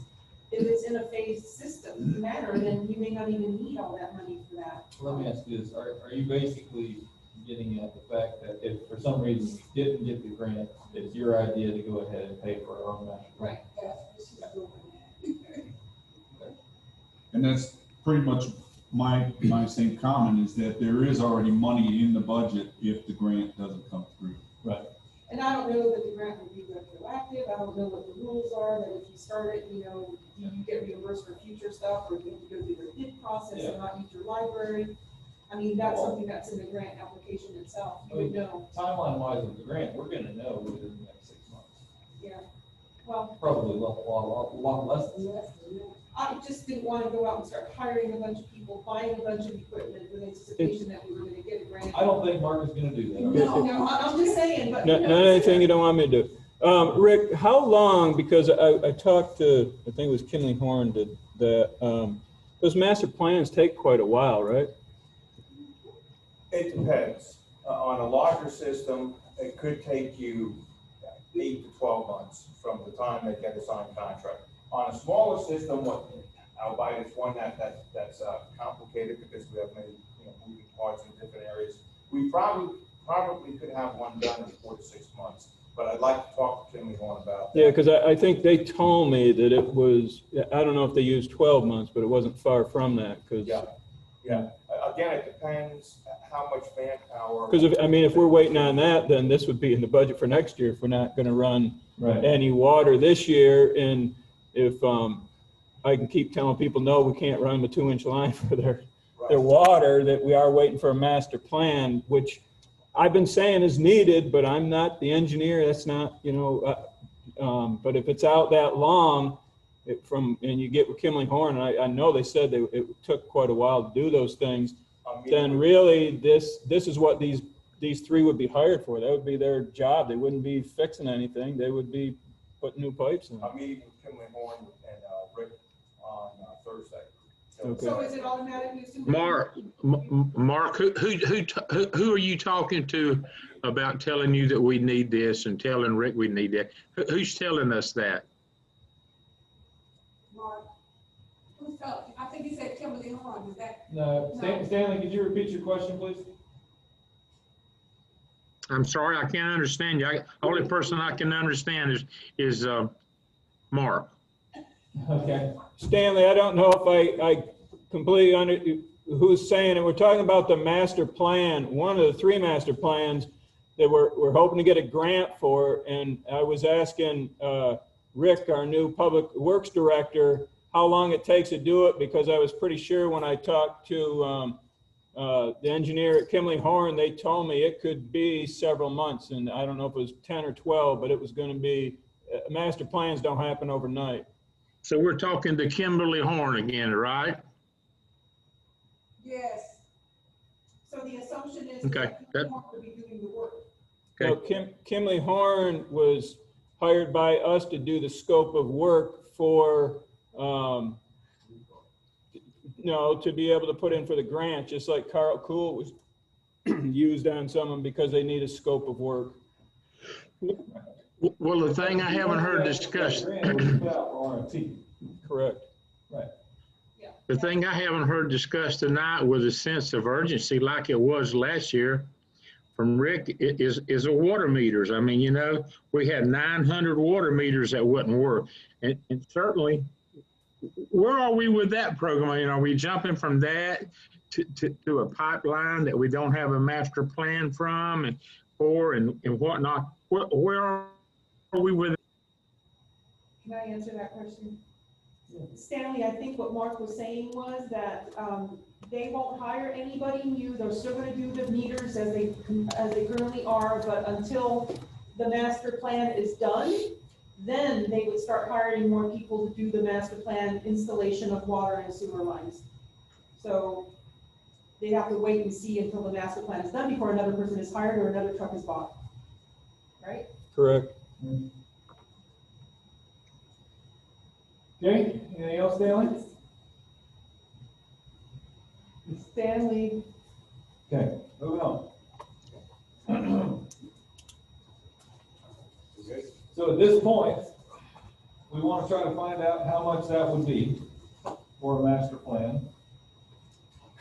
Rick is going to look at the equipment list and see how much he can trim that down. What was the other conclusion? that was it, yeah, I mean, I think he totally follows our train of thought. Yeah. Yep. Okay. We've mind melded here. Okay. Okay, do we have anything else previous to page 75? Or can we move on to the airports? I think we're ready for the airport. Okay, airport's on page 76. Last year, current year budget, we had a person budgeted in that for salary there. I'm sorry that I think Dr. Danzig was hoping to get on a little earlier. And of course, he's looking for, I will say, and it's not verbatim, but that he thinks we should, if we're going to hire someone, it has to be a fixed-based operator, and this was from CRA advisory board meeting discussions. So at the moment, that salary has been pulled out, and you can see that there are a few changes to the budget airport. To the airport budget. The one you see most is the rehab of the runway now has been completed, so that $1.8 million comes off the budget. Let me just scroll down here just a little bit.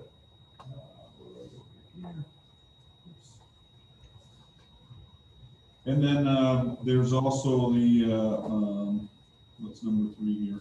Purchase of utility vehicle and implements for general maintenance of the airport. And that's basically, I think, was it like a sprayer unit in a kind of a Gator type, 4-wheel type machine to move that along. As I mentioned before, the airport is running in a cash flow surplus of about somewhere around $5,000, where they show their losses in all the capital equipment that they've invested in, and of course, when you depreciate that equipment, it generates a paper loss. So there are no, although the CIP talks about some upcoming projects at the airport, they're not reflected in this budget at the moment because, again, until we know the dollar amount and what that will be spent for, I've basically taken the position that I didn't want to put that in the budget and then overinflate our projected budgets. It'd be easier to know what that grant amount will be and then come back to the council for budget amendment at that time. Are you talking about airport grants or? Yes. I'm looking at the FAA website and we're not listed anywhere between now and 2022. Okay. But that doesn't, this is FAA, not FDOT, so there Right. are others. And I do have, I guess I can't share that. I guess I have to say new share right here. While you're doing, I have a question about why are we not looking at a fixed base operator? A little over a year ago, we paid a consulting firm, I believe, a few $1,000s to look into that. I don't think there was much done on that, but in my opinion, I think we got $1 million operation out there. It doesn't make any sense for us to run an airport with at best a part-time employee with an airport open part-time. I think that our airport is one of the most important things that the city could utilize, and I think that we definitely need to move forward and get a fixed base operator. I mean, we need to turn around and use that for our advantage for our city to bring people here, to have events out there. I mean, we did have, I think it was early this year, we had some clubs that came in. I think it was like up to 1,000 people, and they turned around and went into town and all had lunch at here. And maybe it was the end of last year, but I think it's something that is very, very important that we have left undone for several years, and we just let it sit out there. A few people utilize it, and I know that could be very, very many reasons we could. I know at one time that Sebring Airport said they were pretty much full. They had no room to grow anything else. They were pretty much done. So to me, this sounds like it'd be a great opportunity for Avon Park to take up the leap here and move forward. And the only way we can do that is to have a professional, hired, fixed-base operator who can utilize his experience in advertisement and bring people to our town and use the airport for what it's for, not just as a hangar for city use, and then turns around and get damages every time we have a storm. So I think we need to put something back in there. I think we need to actively pursue being a fixed base operator, and that's how I feel, and I'd like to see us move forward with that. Mark, don't we have someone out there, some type of limited contract with someone that leaves the doors open and they do all sorts of things for us? Are they still there? No, Hmm? no. Oh, they're not there anymore? They left the other day. I guess it's in budget. I can talk about it because it's kind of a budget thing. When I got here pre-COVID, I was out there with Danielle to meet with FAA on security. I found the building wide open. I said, why do we leave a building wide open? Anybody could walk in here. She said, we have to. I said, we're going to have to prove that one to me. Then I found out that we had an agreement with Four Winds, which I'm going to use the word, was nothing but a sham from the start. They never did anything they were supposed to do. I agree with that. I got with Jerry, and then COVID hit, and they had to close down. So about less than a month ago, I sent them a letter giving them 15 days to get in compliance, or the city would have to move towards termination. Basically, my words, they moved out during the middle of the night, didn't even let me know, didn't reply. And then Danielle came up the other day, and the end of last week probably, and said, hey, I got a text from them. And I said, well, they could at least email you, but they're out of there. But they were supposed to have a competent employee there 5 days a week and half day Saturday. They never had it. When I talked to him, he said their intentions never were. I said, you signed a contract and agreement. They were supposed to maintain the property right around there. They never did that. They were supposed to fix hangars. I was told by the individual, well, I got a screwdriver. So yes, not only they got the 600 square feet, but they also had a hangar. So I also remember one time that Danielle had to come to the city council after the fact to get permission to order several $1,000s worth of fuel because the airport was without fuel and we had nobody managing it. And she had no decision. Her decision had to be to go ahead and authorize the fuel. Otherwise, they'd be without fuel for the entire weekend and had to come to the city the following Monday to get permission, which was after the fact. That's something we need to avoid. We can't afford to have things like that done.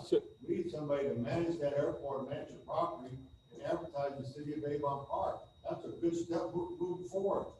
Yeah, and if I can add to that, that's the only thing they did do is do their checks on the fuel. But yes, they were getting free rent for a year. I agree 100%. Right now, I have, because of COVID, I had one of the utility billing clerks working at home, and then I put them out at the airport, and they're going to stay there because I cannot leave that building wide open during the day where anybody can walk in that building, walk right out to hangars or wherever. I mean, that's the way it was being left, just wide open. So they're working from out there, but we do need somebody out there. But I guess council's got to help figure out how to fund it because Dan says the money is not in the airport to fund it. So I agree with you 100%, and I'm on a security side. And as I met with Dr. Dansby when I think that was pre-COVID too, when he came to see me. And I think and I can't speak for him, but I know him or somebody else brought up you need 2 or 3 people out there and helping these. I actually went out there one day because I had no one to relieve the employee out there, and I said, I'll go out. So I went out and tried to have Kyle hook up so I could use the computer out there. It didn't work that great, but when I was out there, I had a pilot fly in. All he needed was a piece of rope to help tie down his wing, and we didn't even have that out there. I called Danielle and he said, no, we don't have them out there anymore. So I agree 100% with you, but you got to figure out how to fund it.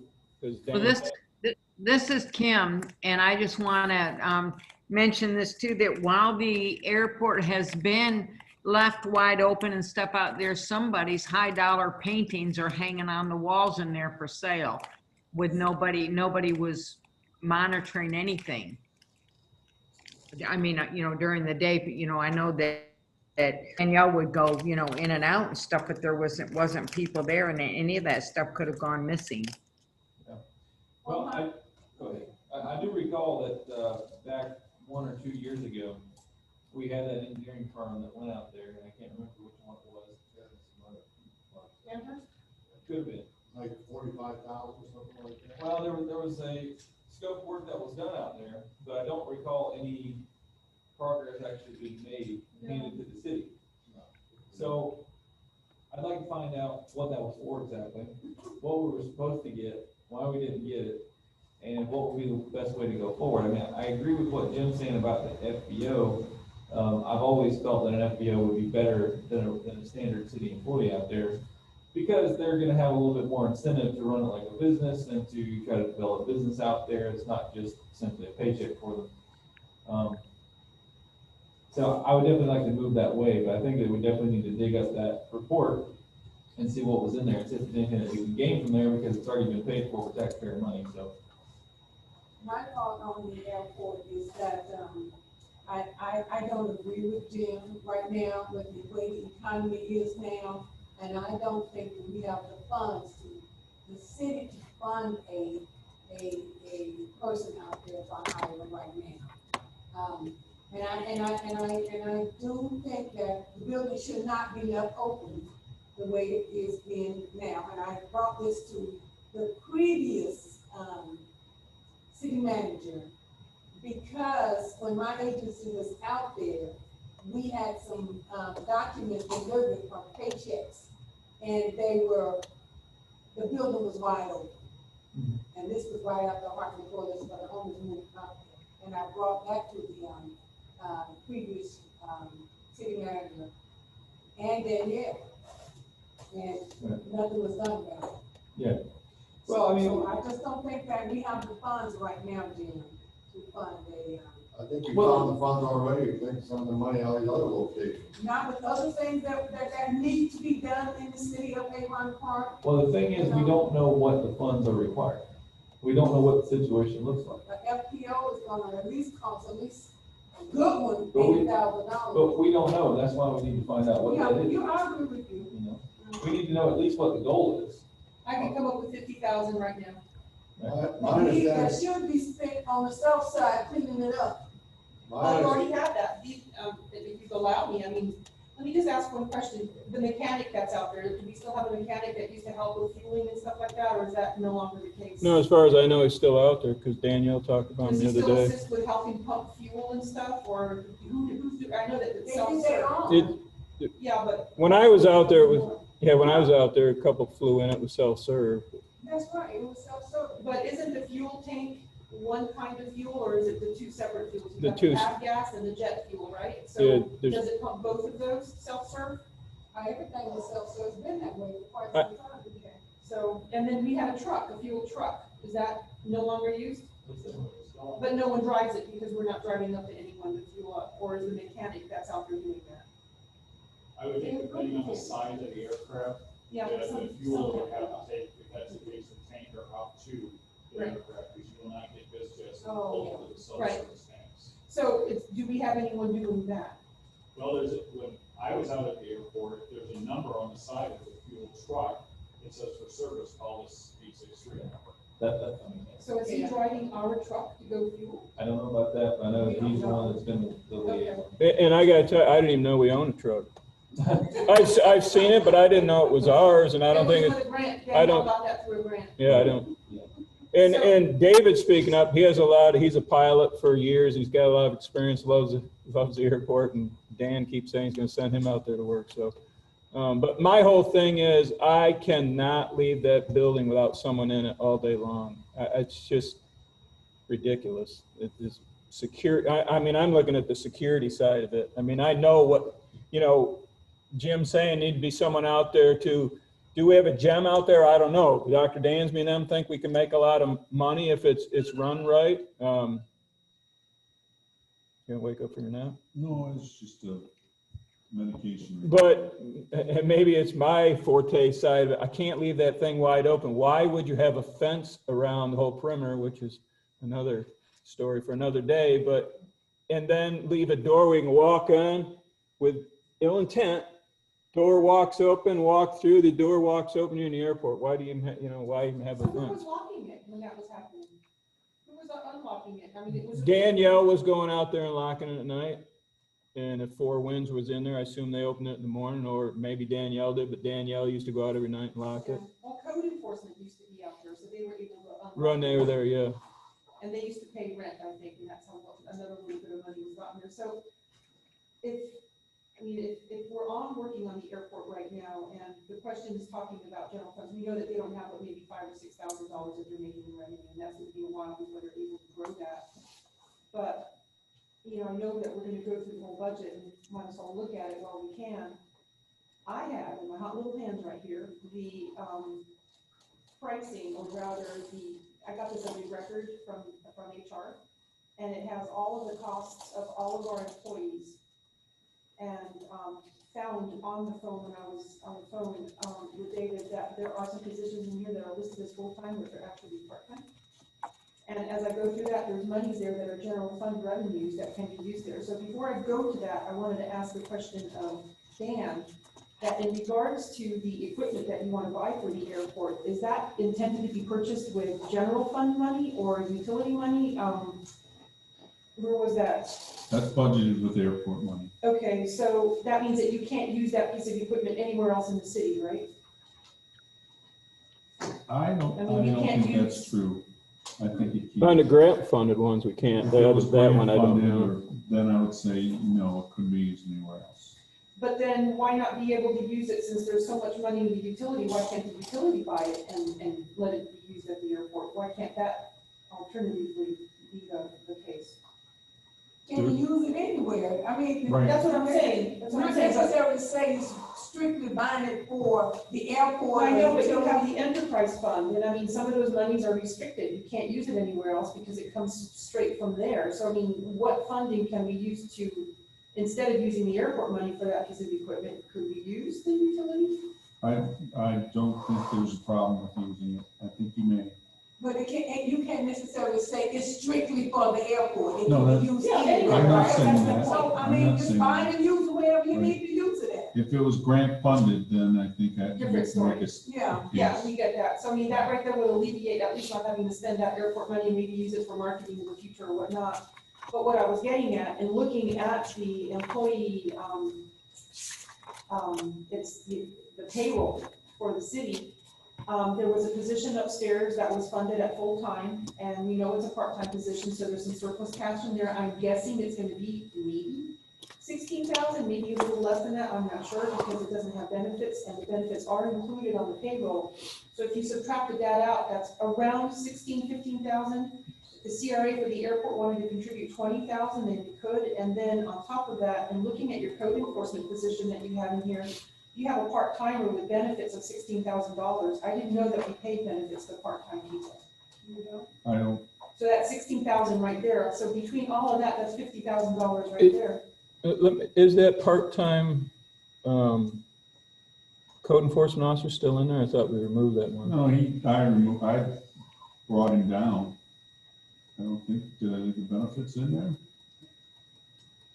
But this is from the sheet you made from way back, what, 3-4 weeks ago? May 6th. Yeah. There's no, let me just double check here. My assumption was that the payroll that's on this payroll spreadsheet is what was used to budget. He was budgeted as full-time, but he was only being used part-time. Yeah. But he's got $16,000 in benefits. That, as a full-timer, But it says part-time in here. So, see, currently I don't, no, there is a benefit, there is health insurance, that's still in full-time, but I've got them budgeted down to full part-time already. so the benefits was removed from that when you did that? The part-time? benefits were not removed from that. Okay. But- so but- there's 16 right But there. let me ask it, was that No, part, that only 66, because the salary was already brought down. was the part-time position eliminated, or is that still showing in there? No, it was originally scheduled as full-time and then reduced to part-time. Right, but we currently have one full-time position open that's being budgeted, and the part-time job, if it's still in the budget, we don't need that part-time job or part-time position. I thought that that was eliminated. In code enforcement? Yes.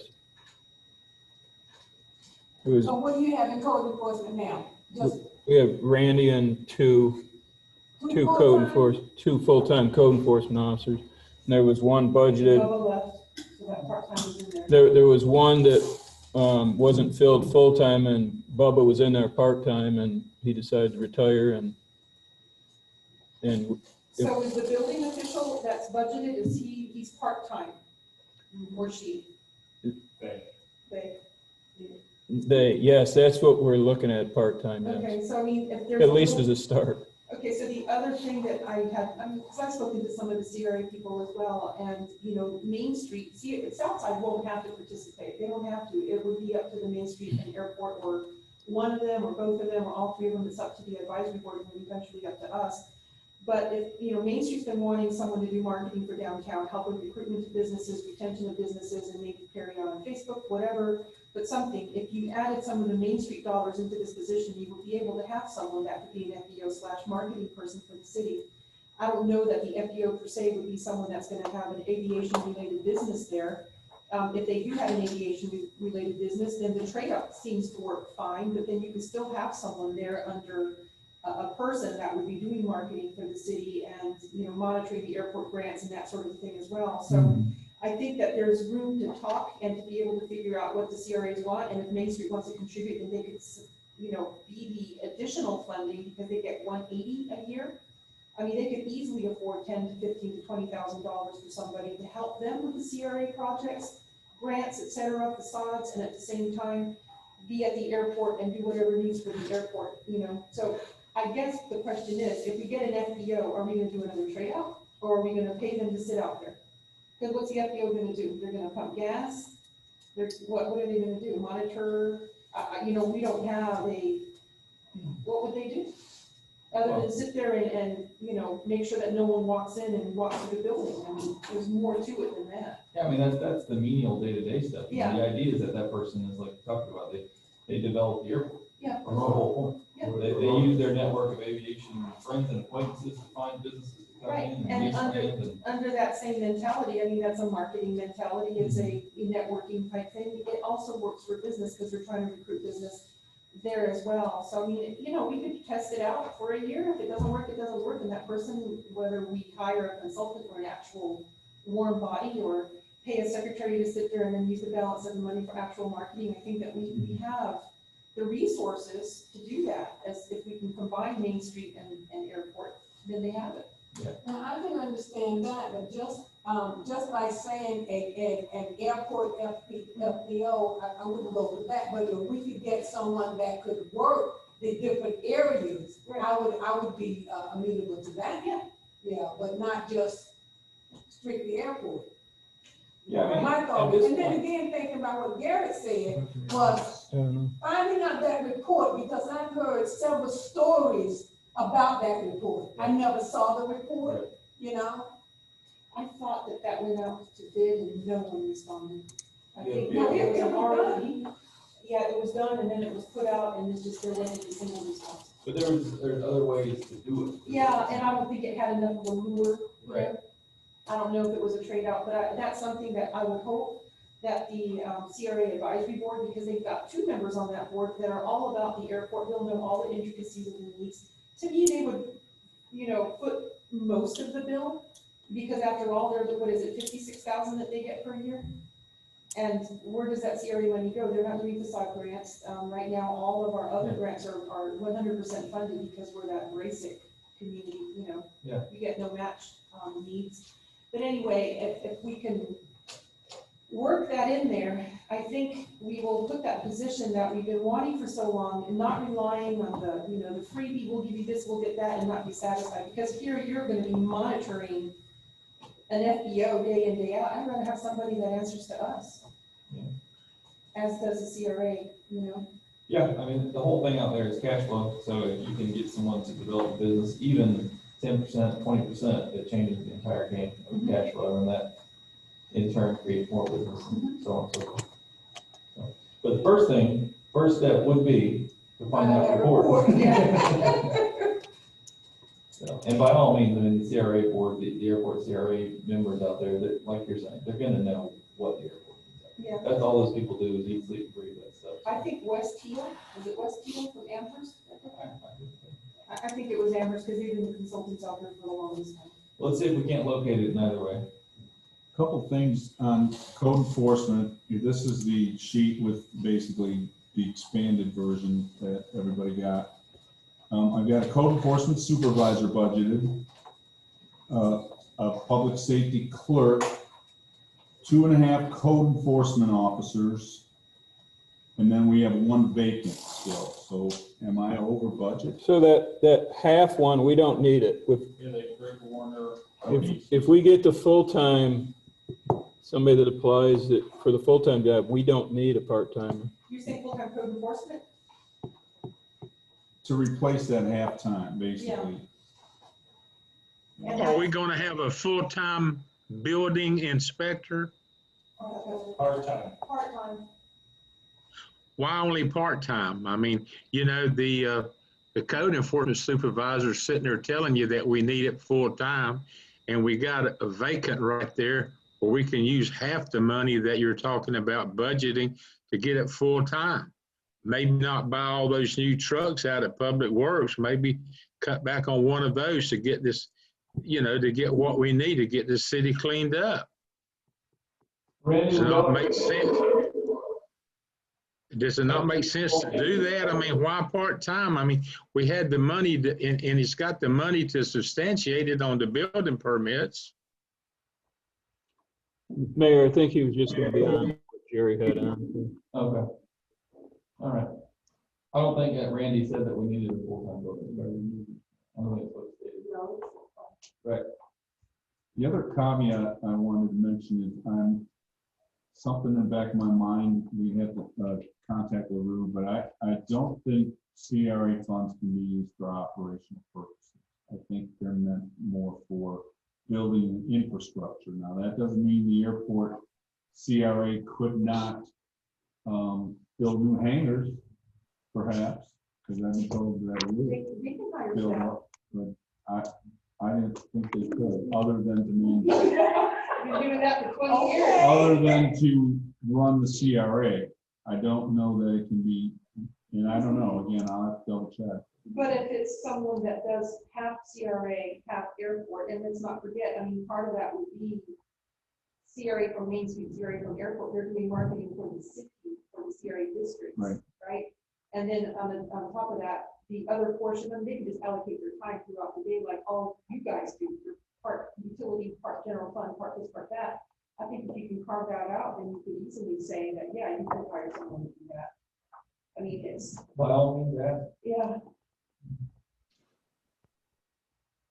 Dan will ask. I will. And I think if you're crossing CRA boundaries, then each CRA has to bear some, and I just walk foul here. No, I understand what you're saying, Has but if some proportionate share. But it's outright, Right. it's typically has been proportionate to whatever their revenues are, but that's up to the advisory board. I don't know that Southside wants to do marketing. I think they're focused on grants. and we don't necessarily even have to use CRA funds. No, but I'm There's just other ways saying, of doing it. kind of, but we're talking about, finding money for something, I'm just, I think we should look at what the need is. Let's find out what that number is first, and then let's see what we can find. well, is there gonna be a CRA? I thought we were gonna have CRA tonight ourselves. But, so the advisory board, I understand, will be meeting again for another budget, or at least talk about their budget. Jim? Kim, you there?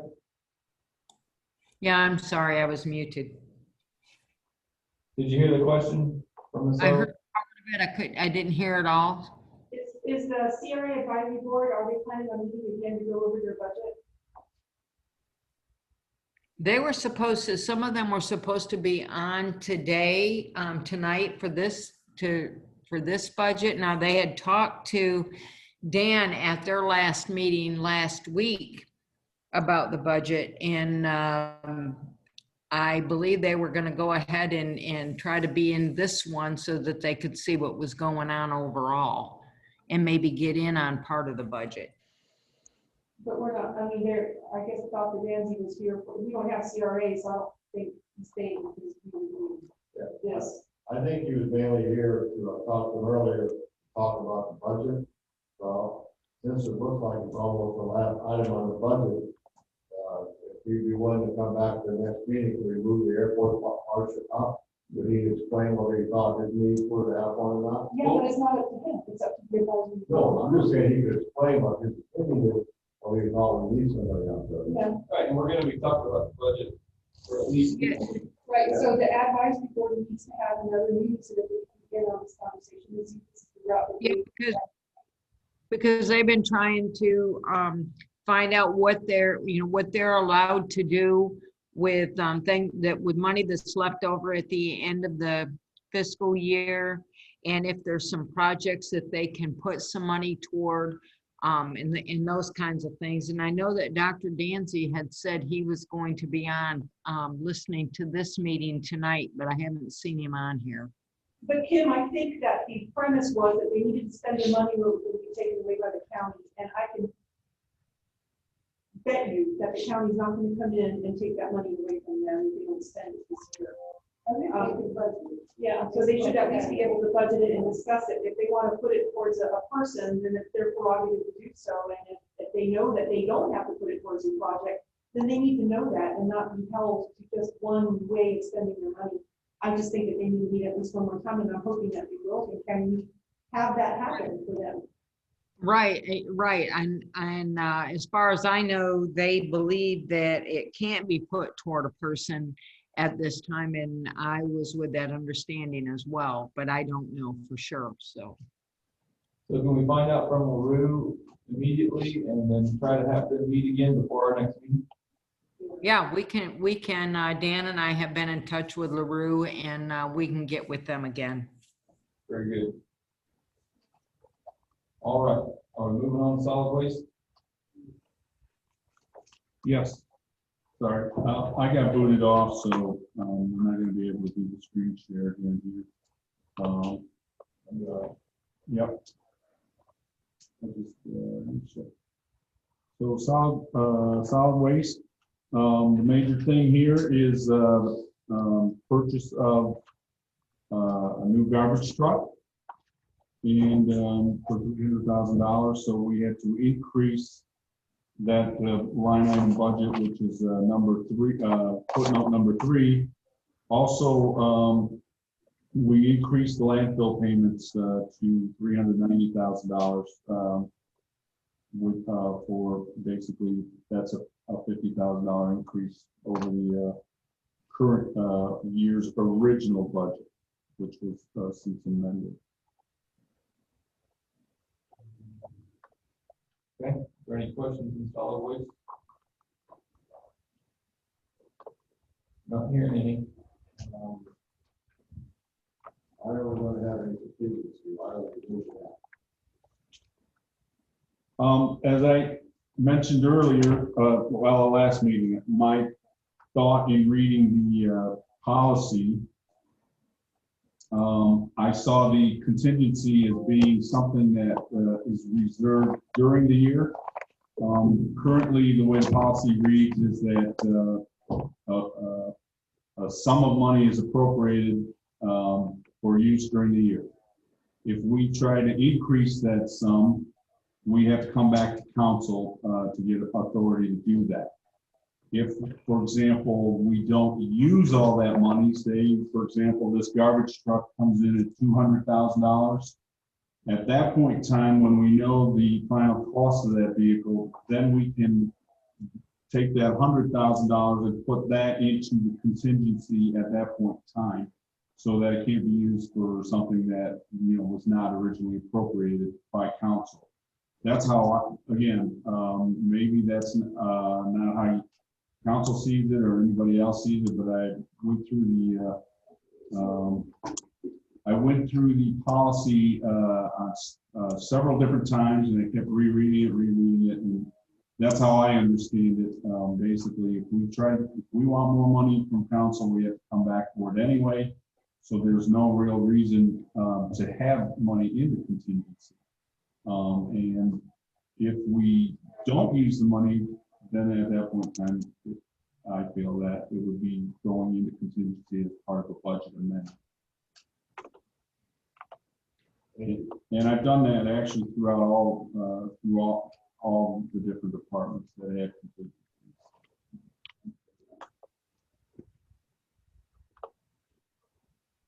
Okay, does that conclude the budget first read through?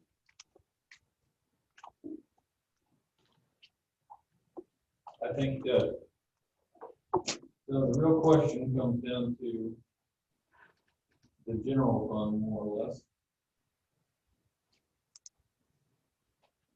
So at this current time, how much are we dipping into the reserve in general fund? Well, with the budget you have right now, that's going to be on page, and this number changes as we're making amendments, but that's on page 10. And it's footnote number 9, about $750,000. Okay, and that is assumed with a 0.3 million. Correct. And that is 2.3. What number again? So on page 10, In the general fund? yep, the number 9 footnote is 754,000. Oh, okay. That's what we're projecting to dip in.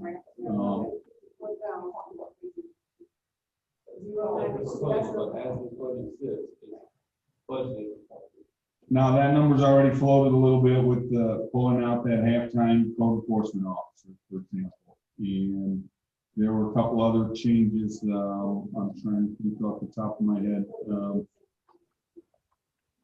that were made, so it's already changed. But at the moment, it's less than what's being budgeted for this current year.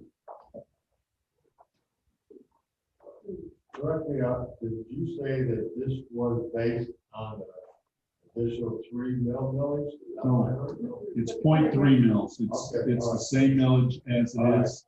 And again, every 0.3 mils generates about $95,000. Okay.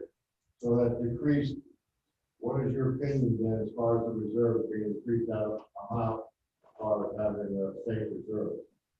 Well, we're definitely within the range of, you know, what's defined as a safe reserve. I think for, you know, currently we're okay.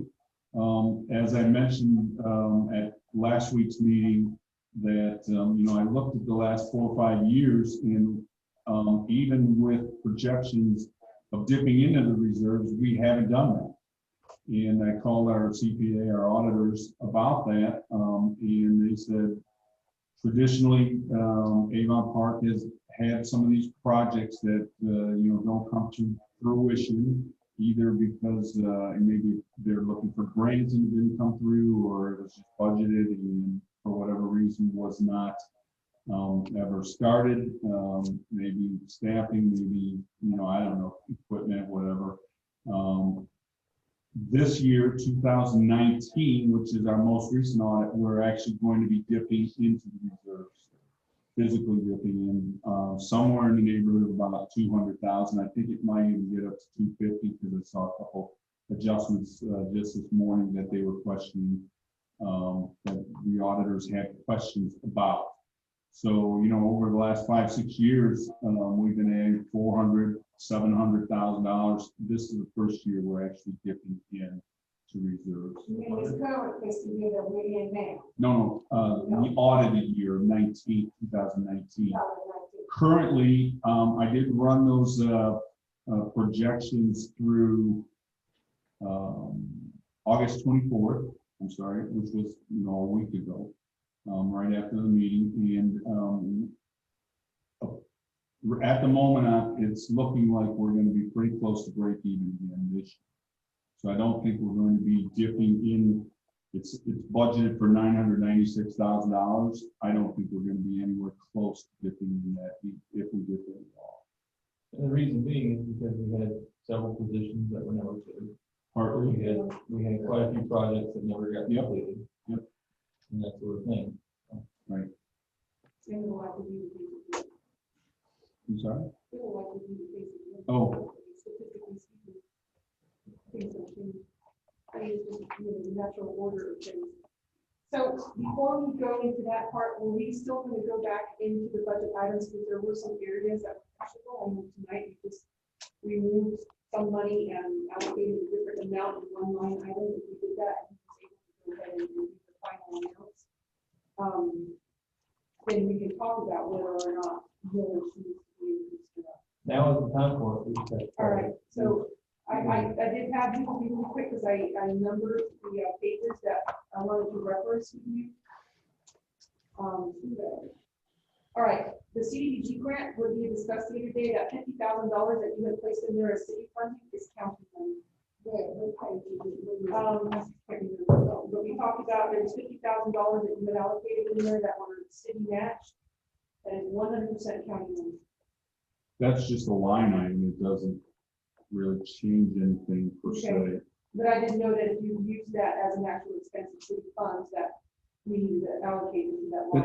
It's coming out of a CDBG expense fund as Okay. well. But, All right, well, I just so- wanted to clarify that. It's not our money, it's county money. All right. Okay, so on page 35. And if anyone has anything else prior to that, I want to use it. I will kind of go back and forth. So on page 35, we have a 4% sheriff county budgeted increase. I thought the contract said 3%.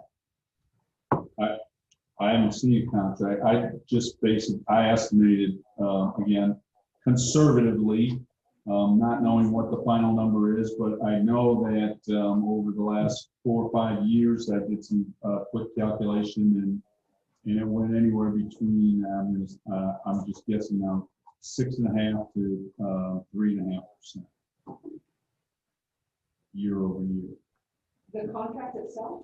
Well, the expense, I mean, you can actually see right there on page 34, the increase is year over year, about $100,000.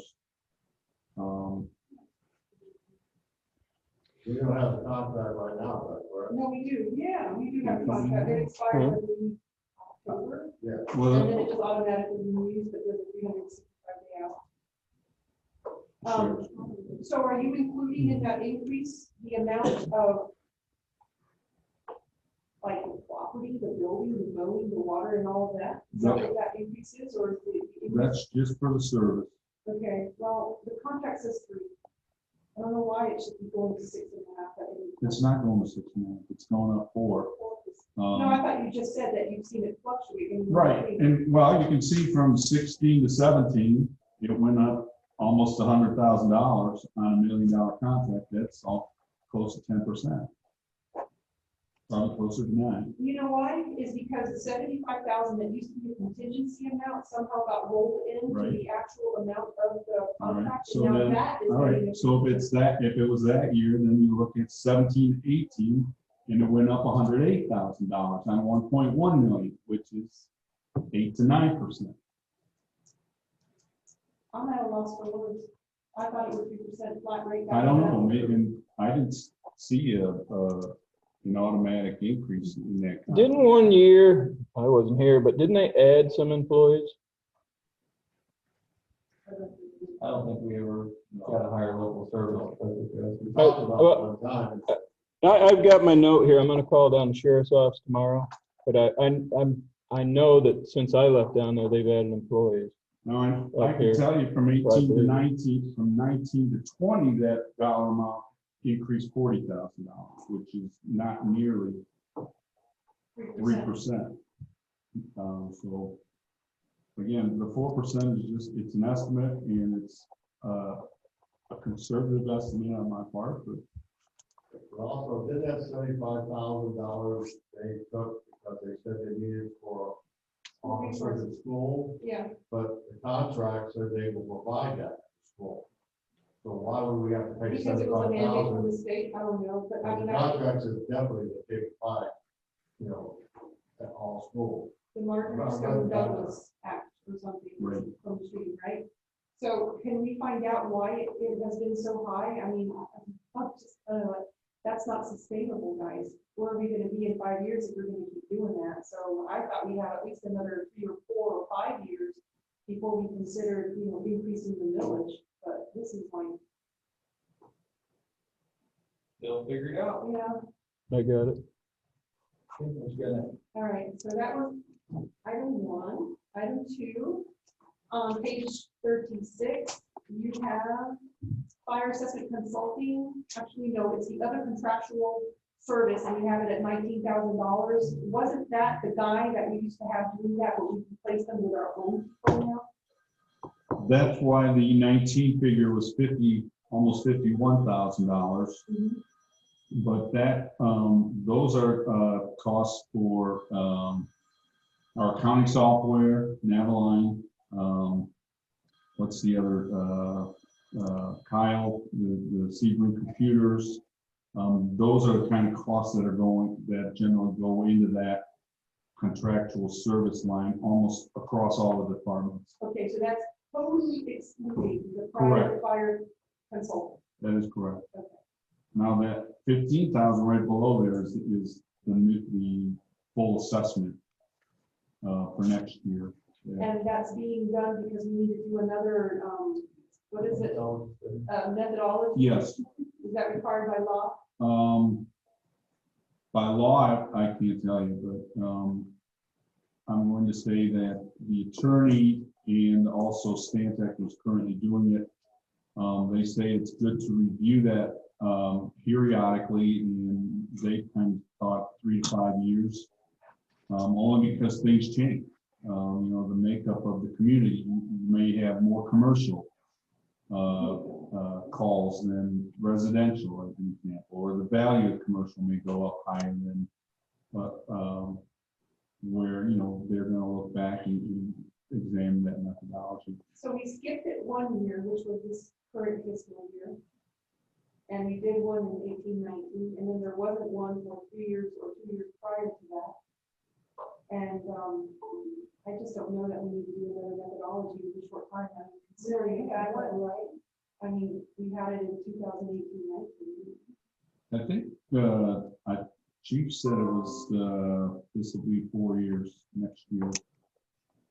But We wait another 4 years, but if that's the case, then what did we spend the 10,000 on in 2018, 19?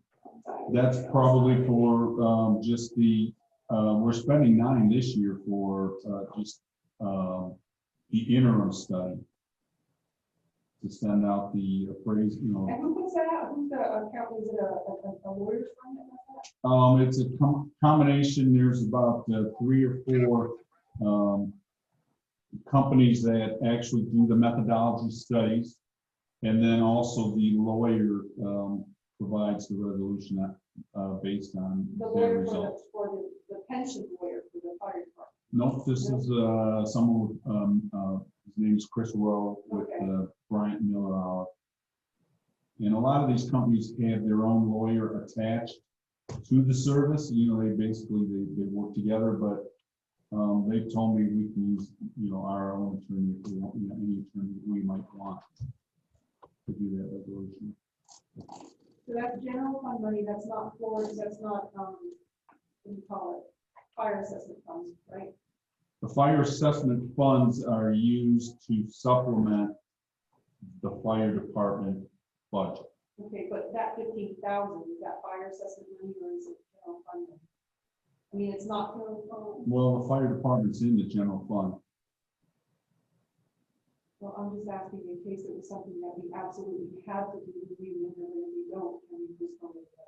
That's what I was told. I think that we could put one.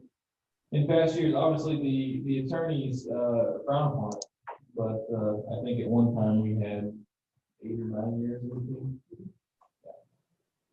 That was probably one of the first ones that I was part of. Do you know when that was? Just roughly? That would have been probably 2013.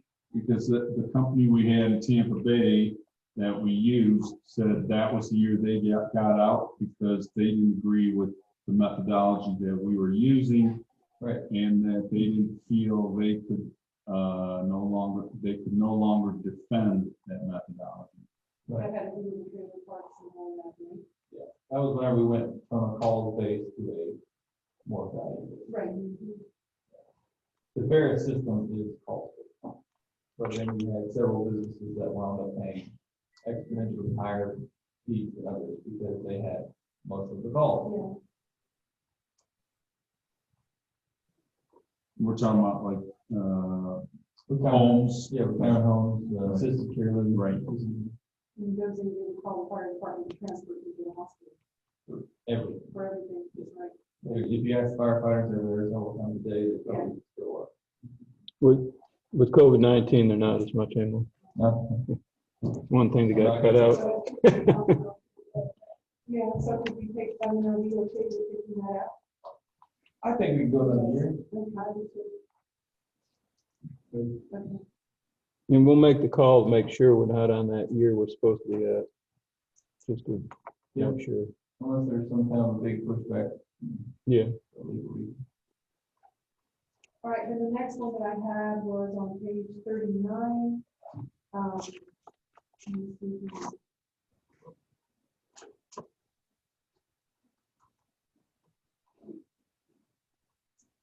Yeah, there was the top one, the building inspector I mentioned earlier, this part-time, you have with estimated benefits of 16.7. But then you said you took them out, I think you said. No, that was code enforcement. Okay, but that position right there in and of itself is, salary cost 45. Is the 16,000 on top of that 45 or is Right. it part of that? That's that would be on top. Okay, so, and that's a part-time position, right, at 45.7. Correct. So that 16.7 doesn't need to be there, it's a part-time job.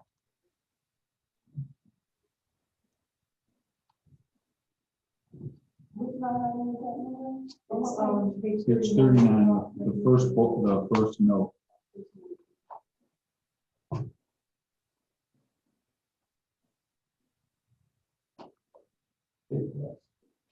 Page 40. I know that with other contractual service, and I talked to you about this the last time I met you, the only time I met you, there's a $15,000 up there. Right. Right, and it's not getting spent this year, and it hasn't been in the past, and the 25,000 is the sure deal contract we have in Central Florida Regional Planning. I didn't know that we were going to do any extra stuff there, but that might be excessive unless you think that we need to have some level of cushion in there. We barely even use Central Florida Regional Planning. We're having one meeting every 4 or 5 months for planning and zoning, so 25,000 is quite a bit for them at this point. But I didn't know if you were using part of that money for the roof or if you taking the roof. All right. No, that's the one. Okay, so that being the case, then that 15,000 can go away.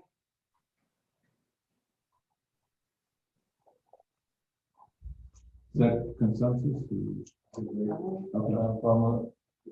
Yes, please, let's get a consensus. I had 0 and then I said, then leave as is. Yeah, and I know, and I spoke to you about that, but then going through the rest of it, it just seems like it might be too much, because I think we'll have some of that in other places already. Page 74, we already did that one, right? We went down to 2,500 on the 5.5 and the 5.3.31. We talked about the hydraulic excavator and spoke to the engineer about that.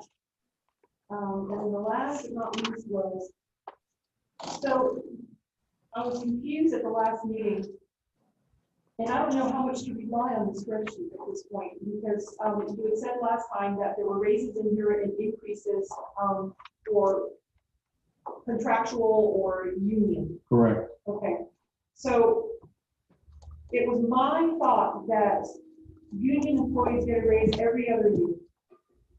And in here, it's listed as they're all getting it in 1 year.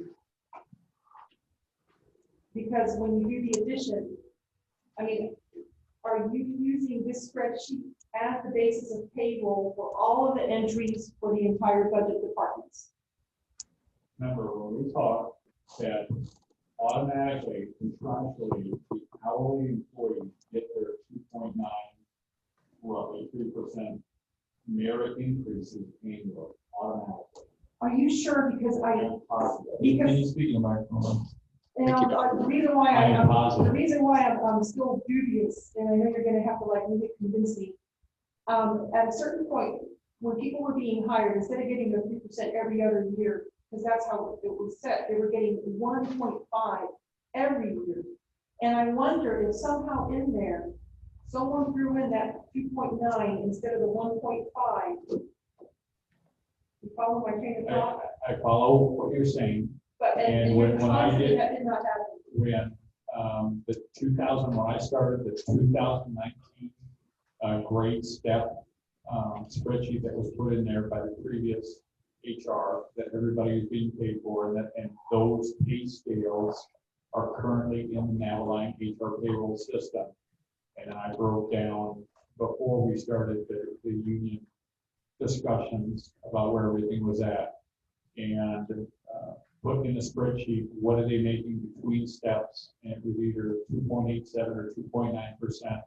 And every employee currently is getting an annual merit increase. And again, it's 31 to 44 cents per year is what they're getting because of the wages. So it's not anything outrageous. Now, the old system, back when they only had 7 steps, they were getting about $1.50, $1.60, but it was every other year.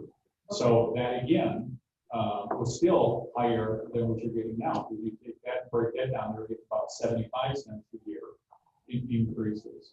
So on the fire department, for example, are there step raises also on a yearly basis, or is it like every 2 years? the fire increases based on their contract that was just signed in October of last year will not get another increase until the 1st of October this year.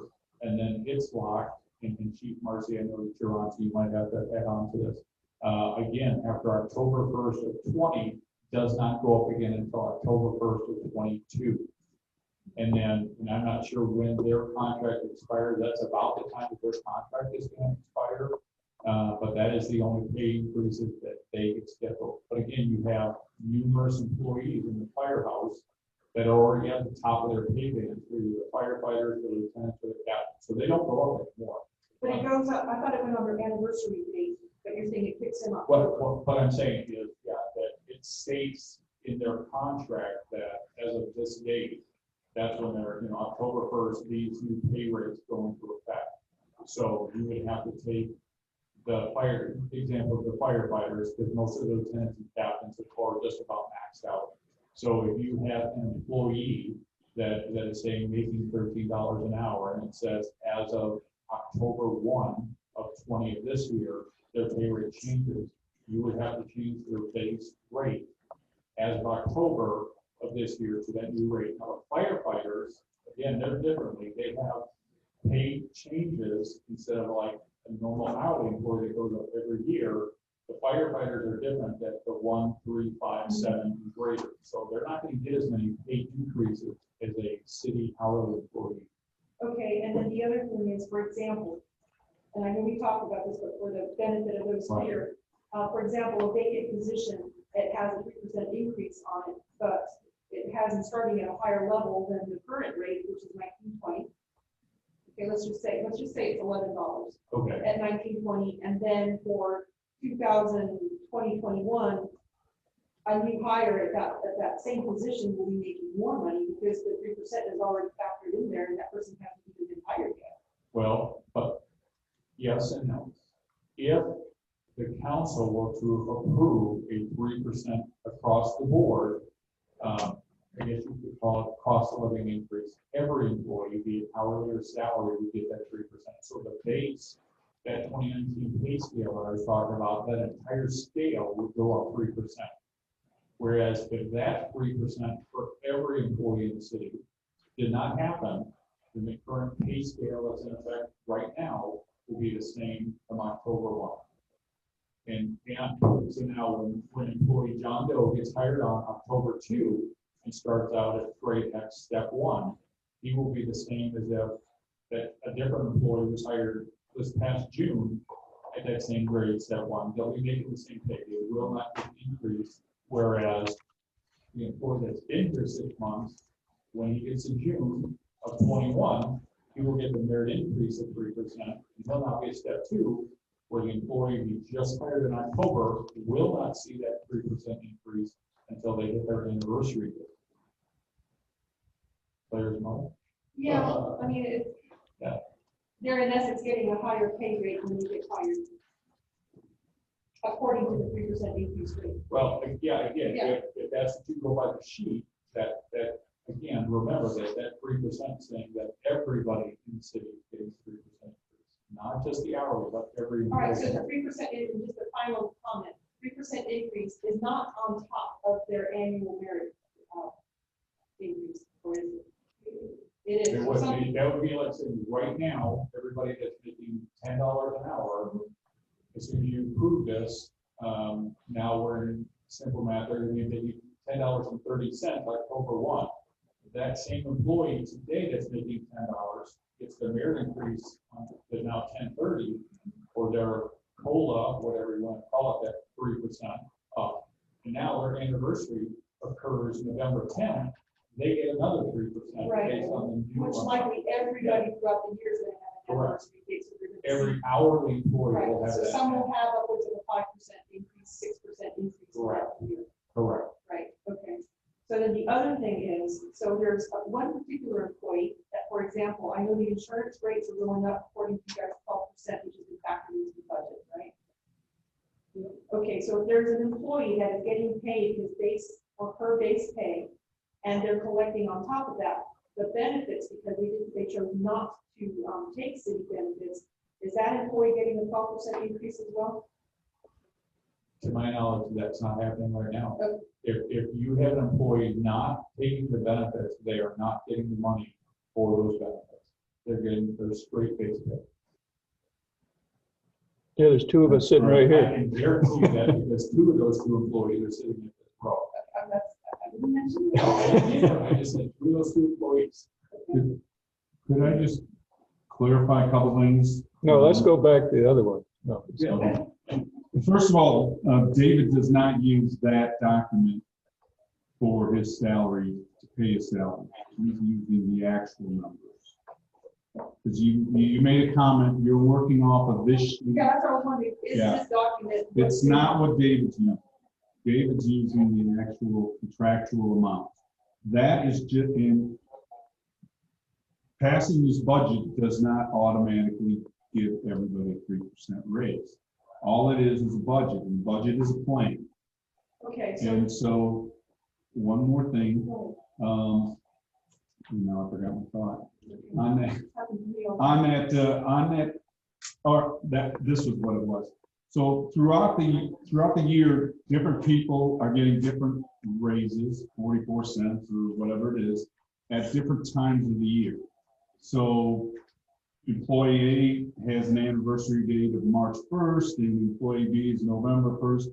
Rather than going through and calculating the first 20 days at their old rate, and then the next, whatever it is, 340 days at their new rate, I just applied a flat 3% across the board to everybody, just to make it easier to calculate. And it also provides a little bit of some cushion there. Should another position that wasn't originally budgeted, all of a sudden we decide we need 2 building inspectors, or whatever it might be, or that the PTO payout, a lump sum payout, the excess, not excess, what my sick time vacation buyout, those kind of things. It's not, and I have an updated note in the budget that talks about that it's not a guarantee of any raise whatsoever. All right, and then, I just lost my train of thought as well. Okay, in terms of the buyout, there was never any accounting, account number for the vacation sick buyout. What is the expectation that number is going to be? This, the last buyout, how much it cost? Yeah. I had that, I think at the last meeting, it was There were 24,000? 27,000. 5,000 and change. That was on this last round or Correct. everything The cumulative? last, this is the last August, buyout. But they were both pretty close though, because I asked you what, they were both probably just a little over 50,000, 52,000 maybe, 53 total. Buyout and August buyout together were about 52,000 together. And we had estimated when asked by the council, if everybody could do the buyout, who was eligible, how much would it cost? And based on the dollar for vacation leave, they get, it was just shy of 52,000 if all 41 people used it, which they did. So, So what is going, I mean, there's no budget line item for that. So where does the money come from when you do that? Is it out of this 3% cushion? Right, that's correct. And it would be charged to wherever that employee is being charged.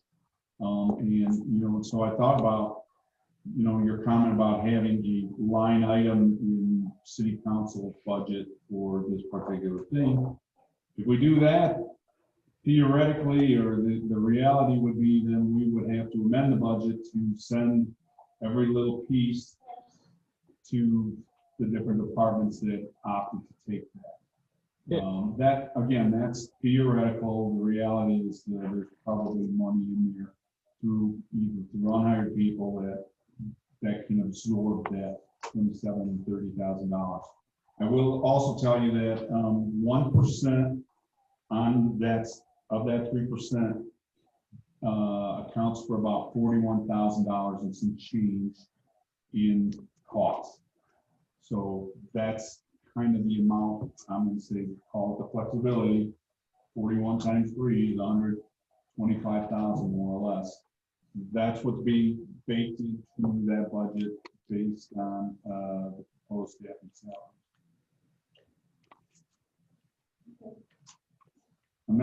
I'm not trying to hide anything. No, I'm not, and I'm as trying to be as blunt as possible. yeah, and I'm trying to be as open as So- possible too, that this does not, there's no raise guarantee. It's just an easier method to budget for salaries rather than trying to go through 65 different employees. Just so you know, it's the first time anyone's ever done that in a budget. So, you know, I've never seen a budget done like that with that factored in. I don't know if you guys have, but so it's a little confusing at first. I get it. You know? So the next, I just had a question in regards to the meeting. I know that you guys are negotiating and stuff. Is that going to be done before the budget or, you know, is it going to be done after the budget? So nothing that they do is going to be factored into this current budget. We don't know right now. Currently, in past, it's already gone to the magistrate regarding, you know, your final start pay, where they wanted 5% increase backdated to October of 19. And we said, no, how about 0? But again, I just for mayor, I don't know, but I don't know if we should be talking about this now in a budget meeting. Yeah, I understand. It's budget anyway, so, okay. So of the changes that we made tonight, do we have a consensus on the ones that I added? Jim, did you have any? Because I'm asking, because, you know, I don't want to come back and find it. I think we all agree on. Yeah. Jim, you had a concern about the rolling the 10% on the revenue as opposed to maybe 25 that you had heard, and I don't know if that should be discussed but I can definitely have these updates ready by the end of the day tomorrow with these changes. Although I don't know if we'll have like the sheriff's contract changed. I'm gonna call them tomorrow, but I don't know if you had a chance, because I was, after Jim had brought that up, I said, because I know the county had a percentage, but I don't know what percentage they used of lack of revenue. I don't know if they used 15 or, I don't remember. Actually, I watched it and I don't remember what they did. Did you contact Fort Lee City? see what the figures that they get from the state. That's where I got my figures, was when I meeting with them on virtual. They said as of April, the revenue was down 24 something %. Right, and that's current. And look at the April. Right, but, you know, we're trying to project another, quarter ahead from here. And then hopefully things will rebound as well during. So did I get I can clear that call. tonight, there is at this juncture, no increase in millage with what's been provided to us? As of right now, with what you brought up and everything, we should be dipping into the reserve right around $700,000. If we do not raise the millage or raise the fire system. I think that number is way too high. I understand that we're probably not gonna spend all the money that we have allocated here, but I don't think that we should prepare it that way. So if we don't wanna go all the way up to 700K, I get it, but we need to do something. And that 700K includes that grant that we may not or may not get, is that what you're saying? Right. And there's also the possibility that, you know, COVID does crazy things, and this is 2020, so who knows? But we do know that the grant is a iffy thing that if you do not, I mean, you can always adjust the budget to be included in there, but at least we'll have.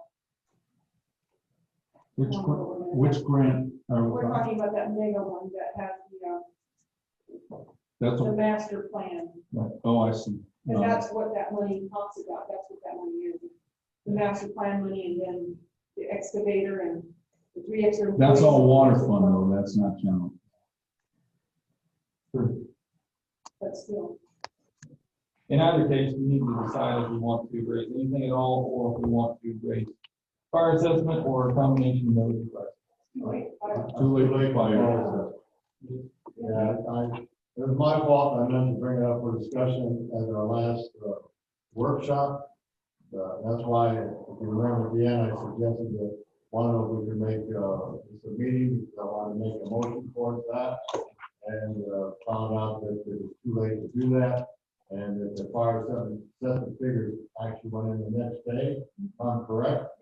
So They had to be, they had to be sent to the assessment, to the appraiser. So the 2 mills would raise an extra how much? Well, 1.3 mils is, 95,000, so I don't know. You're probably talking about another $500,000. Roughly 530,000. Okay, so that's what 2 mills would do. I mean, 530,000 still gets you 170 shy. Yeah, like my biggest concern is that the sheriff thing, that to me, if we don't start fixing it now, we're not gonna be able to maintain that. It's just not sustainable at a 7% increase, which you're basically conservative number 4. Yeah, and I think it's gonna be somewhere between 3 and 4. I mean, some of the early years it was a little higher, but I think they were also trying to get a feel for. But I'll tell you what, that is news to me.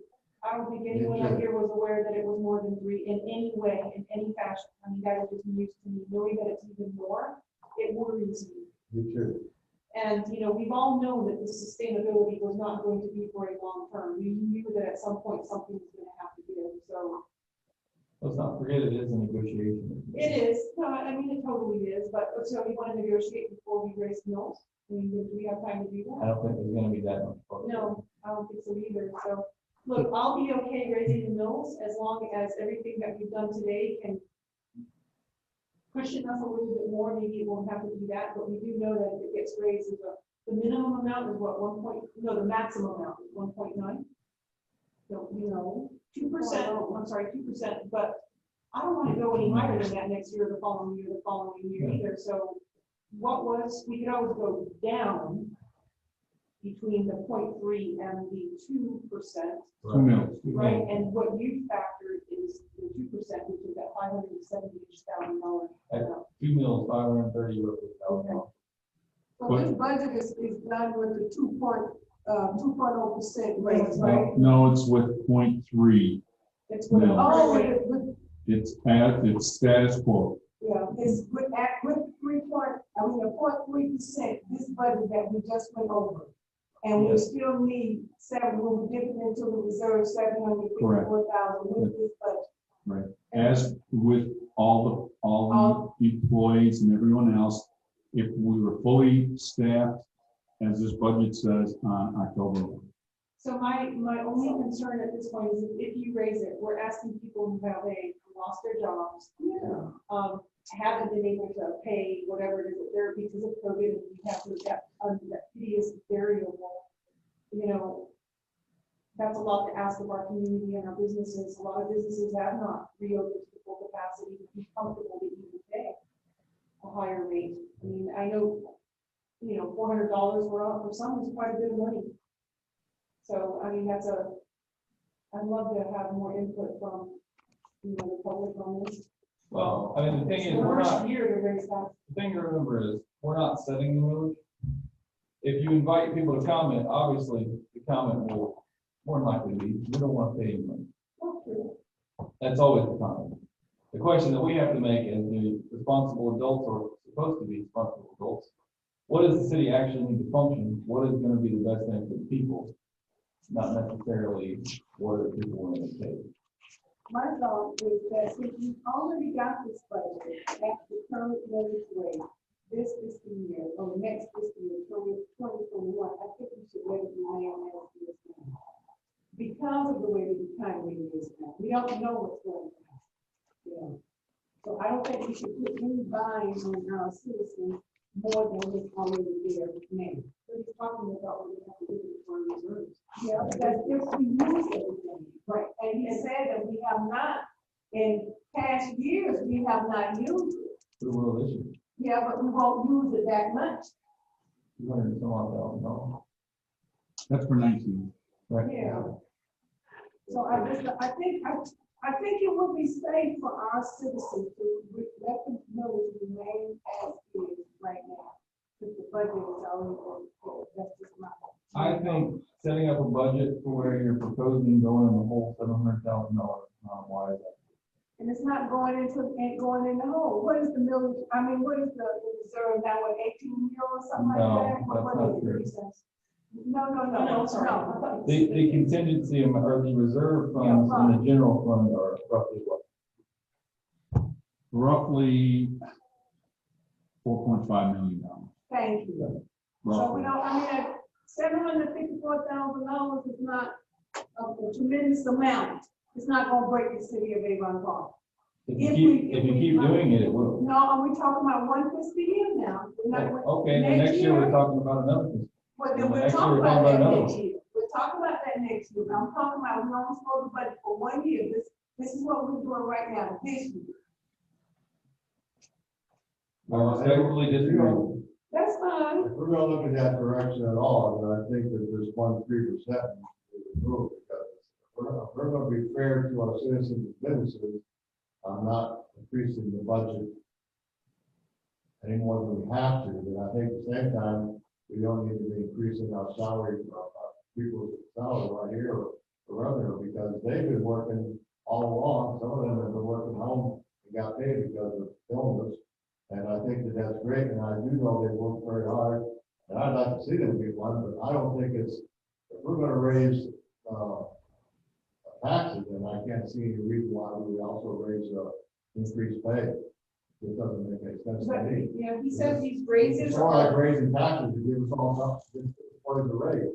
That doesn't make sense either. But he's saying that all the raises are specifically for the union employees. Those are fine, those have a choice. That's where they're at. Yeah. Right. Yeah, so there is no 3% raise in this budget for every employee, right? It's in the budget. No. Right. A budget is just a guide. It's a roadmap. It's not set in stone until council specifically, explicitly authorizes raises either for a union group through a contract or an individual employee. So you're saying the council has to authorize every increase paid by the employee in the city? that's how I see it. I don't know if that's how it's been Well, done in the past, but Doesn't the union handle, or maybe it's the employee policy that says that when the budget allows, that then the union gets their increases, or is it automatic? It's an automatic deal, right? No matter what, we could grow this right? So with the small changes that we made tonight,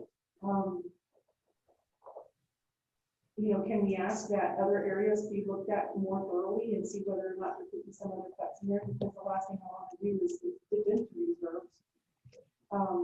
With the help of Rick, you might find a few $100,000 too. Yeah, Just understand, Give them a we're chance. specifically looking at general fund dollars.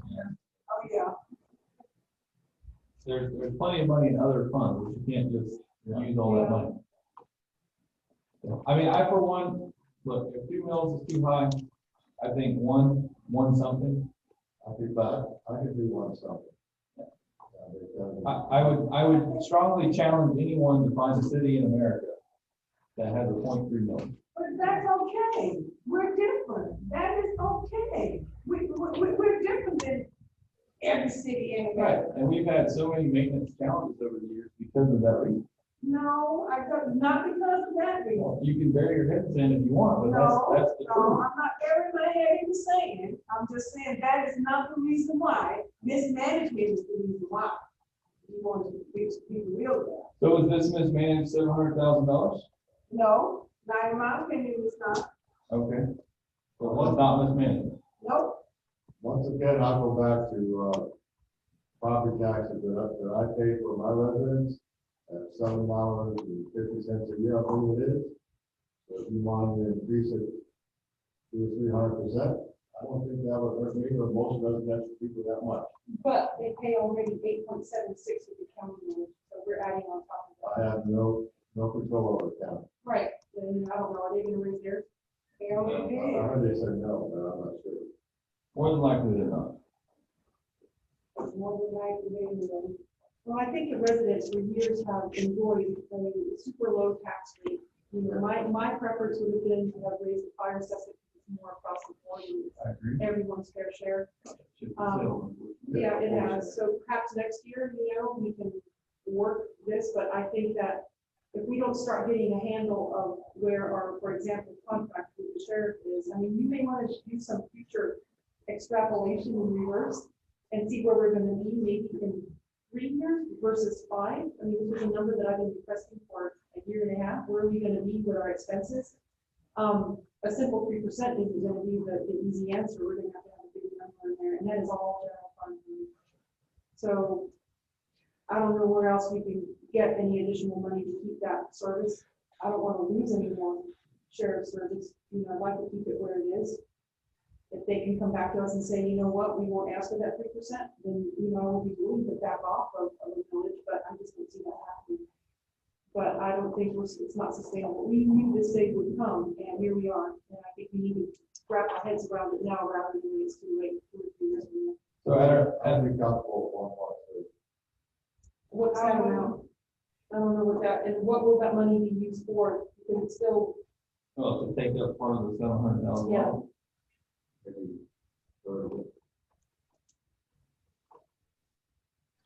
and the 700,000 is something that we may not be doing, right? So 1.3 would bring in additional roughly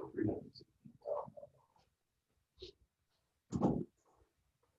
I just don't think this is the right year, not this year. If it had not been for COVID-19, I probably would have been able to do it. Right now, with the rent being the way it is, especially if they're gonna cost $800 to $900 for a shack, and people really need places to stay, I just don't think this is the right time to do it. So at our next meeting, we will be approving the first reading of the budget, right? And at that point, we will be setting the millage, tentative millage, will not. on 14th, Yes. is that correct? All right. So there's 2 readings for the millage. There's the proposed millage and budget will be on the 14th and then the final on the 28th. Yes. Right. So basically, we have 2 more opportunities to set what that final number is. So hopefully you can look at all these numbers, trim what you can in the meantime between now and the 14th, At that point, we'll have a better idea where we're going, and hopefully we can all agree and get something passed on the last meeting of the month. When I discussed the increase in the fire assessor with the county, Eric's Wire, he said he needed the numbers by the 15th of next month for notice day for fire assessor. So.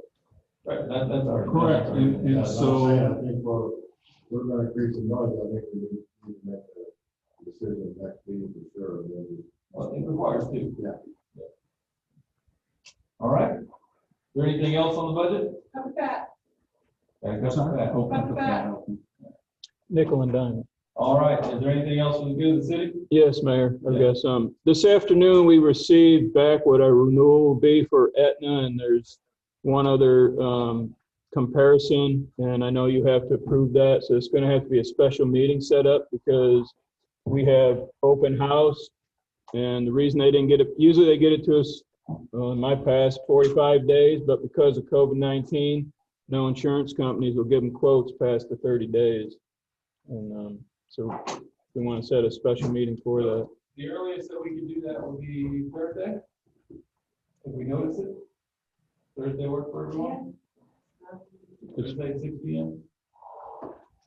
There it is. So the last thing, the other last thing, the 12% increase on the insurance likely won't be 12%. Probably be 4, maybe 5. I've read through it. I don't know if Dan did, but I would probably agree with you, yes. If it's, I looked through it too, but it actually showed a decrease, but I don't think they're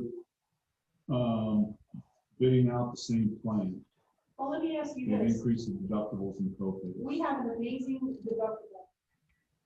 And, you know, if it comes down to getting a better rate with a higher deductible, what's wrong with that? We enjoy very rich benefits in the city, and I don't know that that's something that can be negotiated, but if we even just raise the deductible to $2,000 versus the $1,500, I believe it is, would that drop our rate so dramatically that it would help alleviate some of the millage issue? I think that they've offered 3 plans in the past, and one of them I think was 2,000. I don't know if you were talking about maybe going to just offering one plan or still offer multiple plans. in a special meeting though, we'll have everything they sent us to have all that information. Thursday? So Thursday at 6, 48 hours is up. I didn't hear you. He said yes. Yeah, and I've got our insurance representative, is gonna be on with, and we weren't sure what the meeting was, so I asked him if he could come in on Zoom so that all the questions regarding different things, he could speak about it instead of trying to figure out some different things. Plus, the person that's the regional Aetna representative will also be on, so that again, when Dane Tate, who's our insurance broker per se, that handles all the insurance companies, can answer the questions. If he can't answer something with regard to Aetna, then we'll push it off on Floyd, who can answer the questions. Off the top of your head, do you know what our health insurance is, just a ballpark figure? Currently monthly, it's Yeah. about $32,000 a month. And without going too far into Thursday, with the offer that Aetna has made to us, that will go down to, was it 30 or 31? 31. Plus they also offered us, actually gave us, if we stayed with them, a 50% discount on our premium this month. And they already issued us a $16,000 credit towards our September bill if we stayed with them for the fiscal year. So we're already trying to wheel and deal with. We'll cover this on, Yeah. Right. we'll cover this on Tuesday. I mean Thursday. It's already Tuesday. see you tomorrow. Anything else we do in the city? Motion to adjourn. I hear a motion to adjourn. Is there any opposition? Seeing none, we are adjourned. Night, Stanley.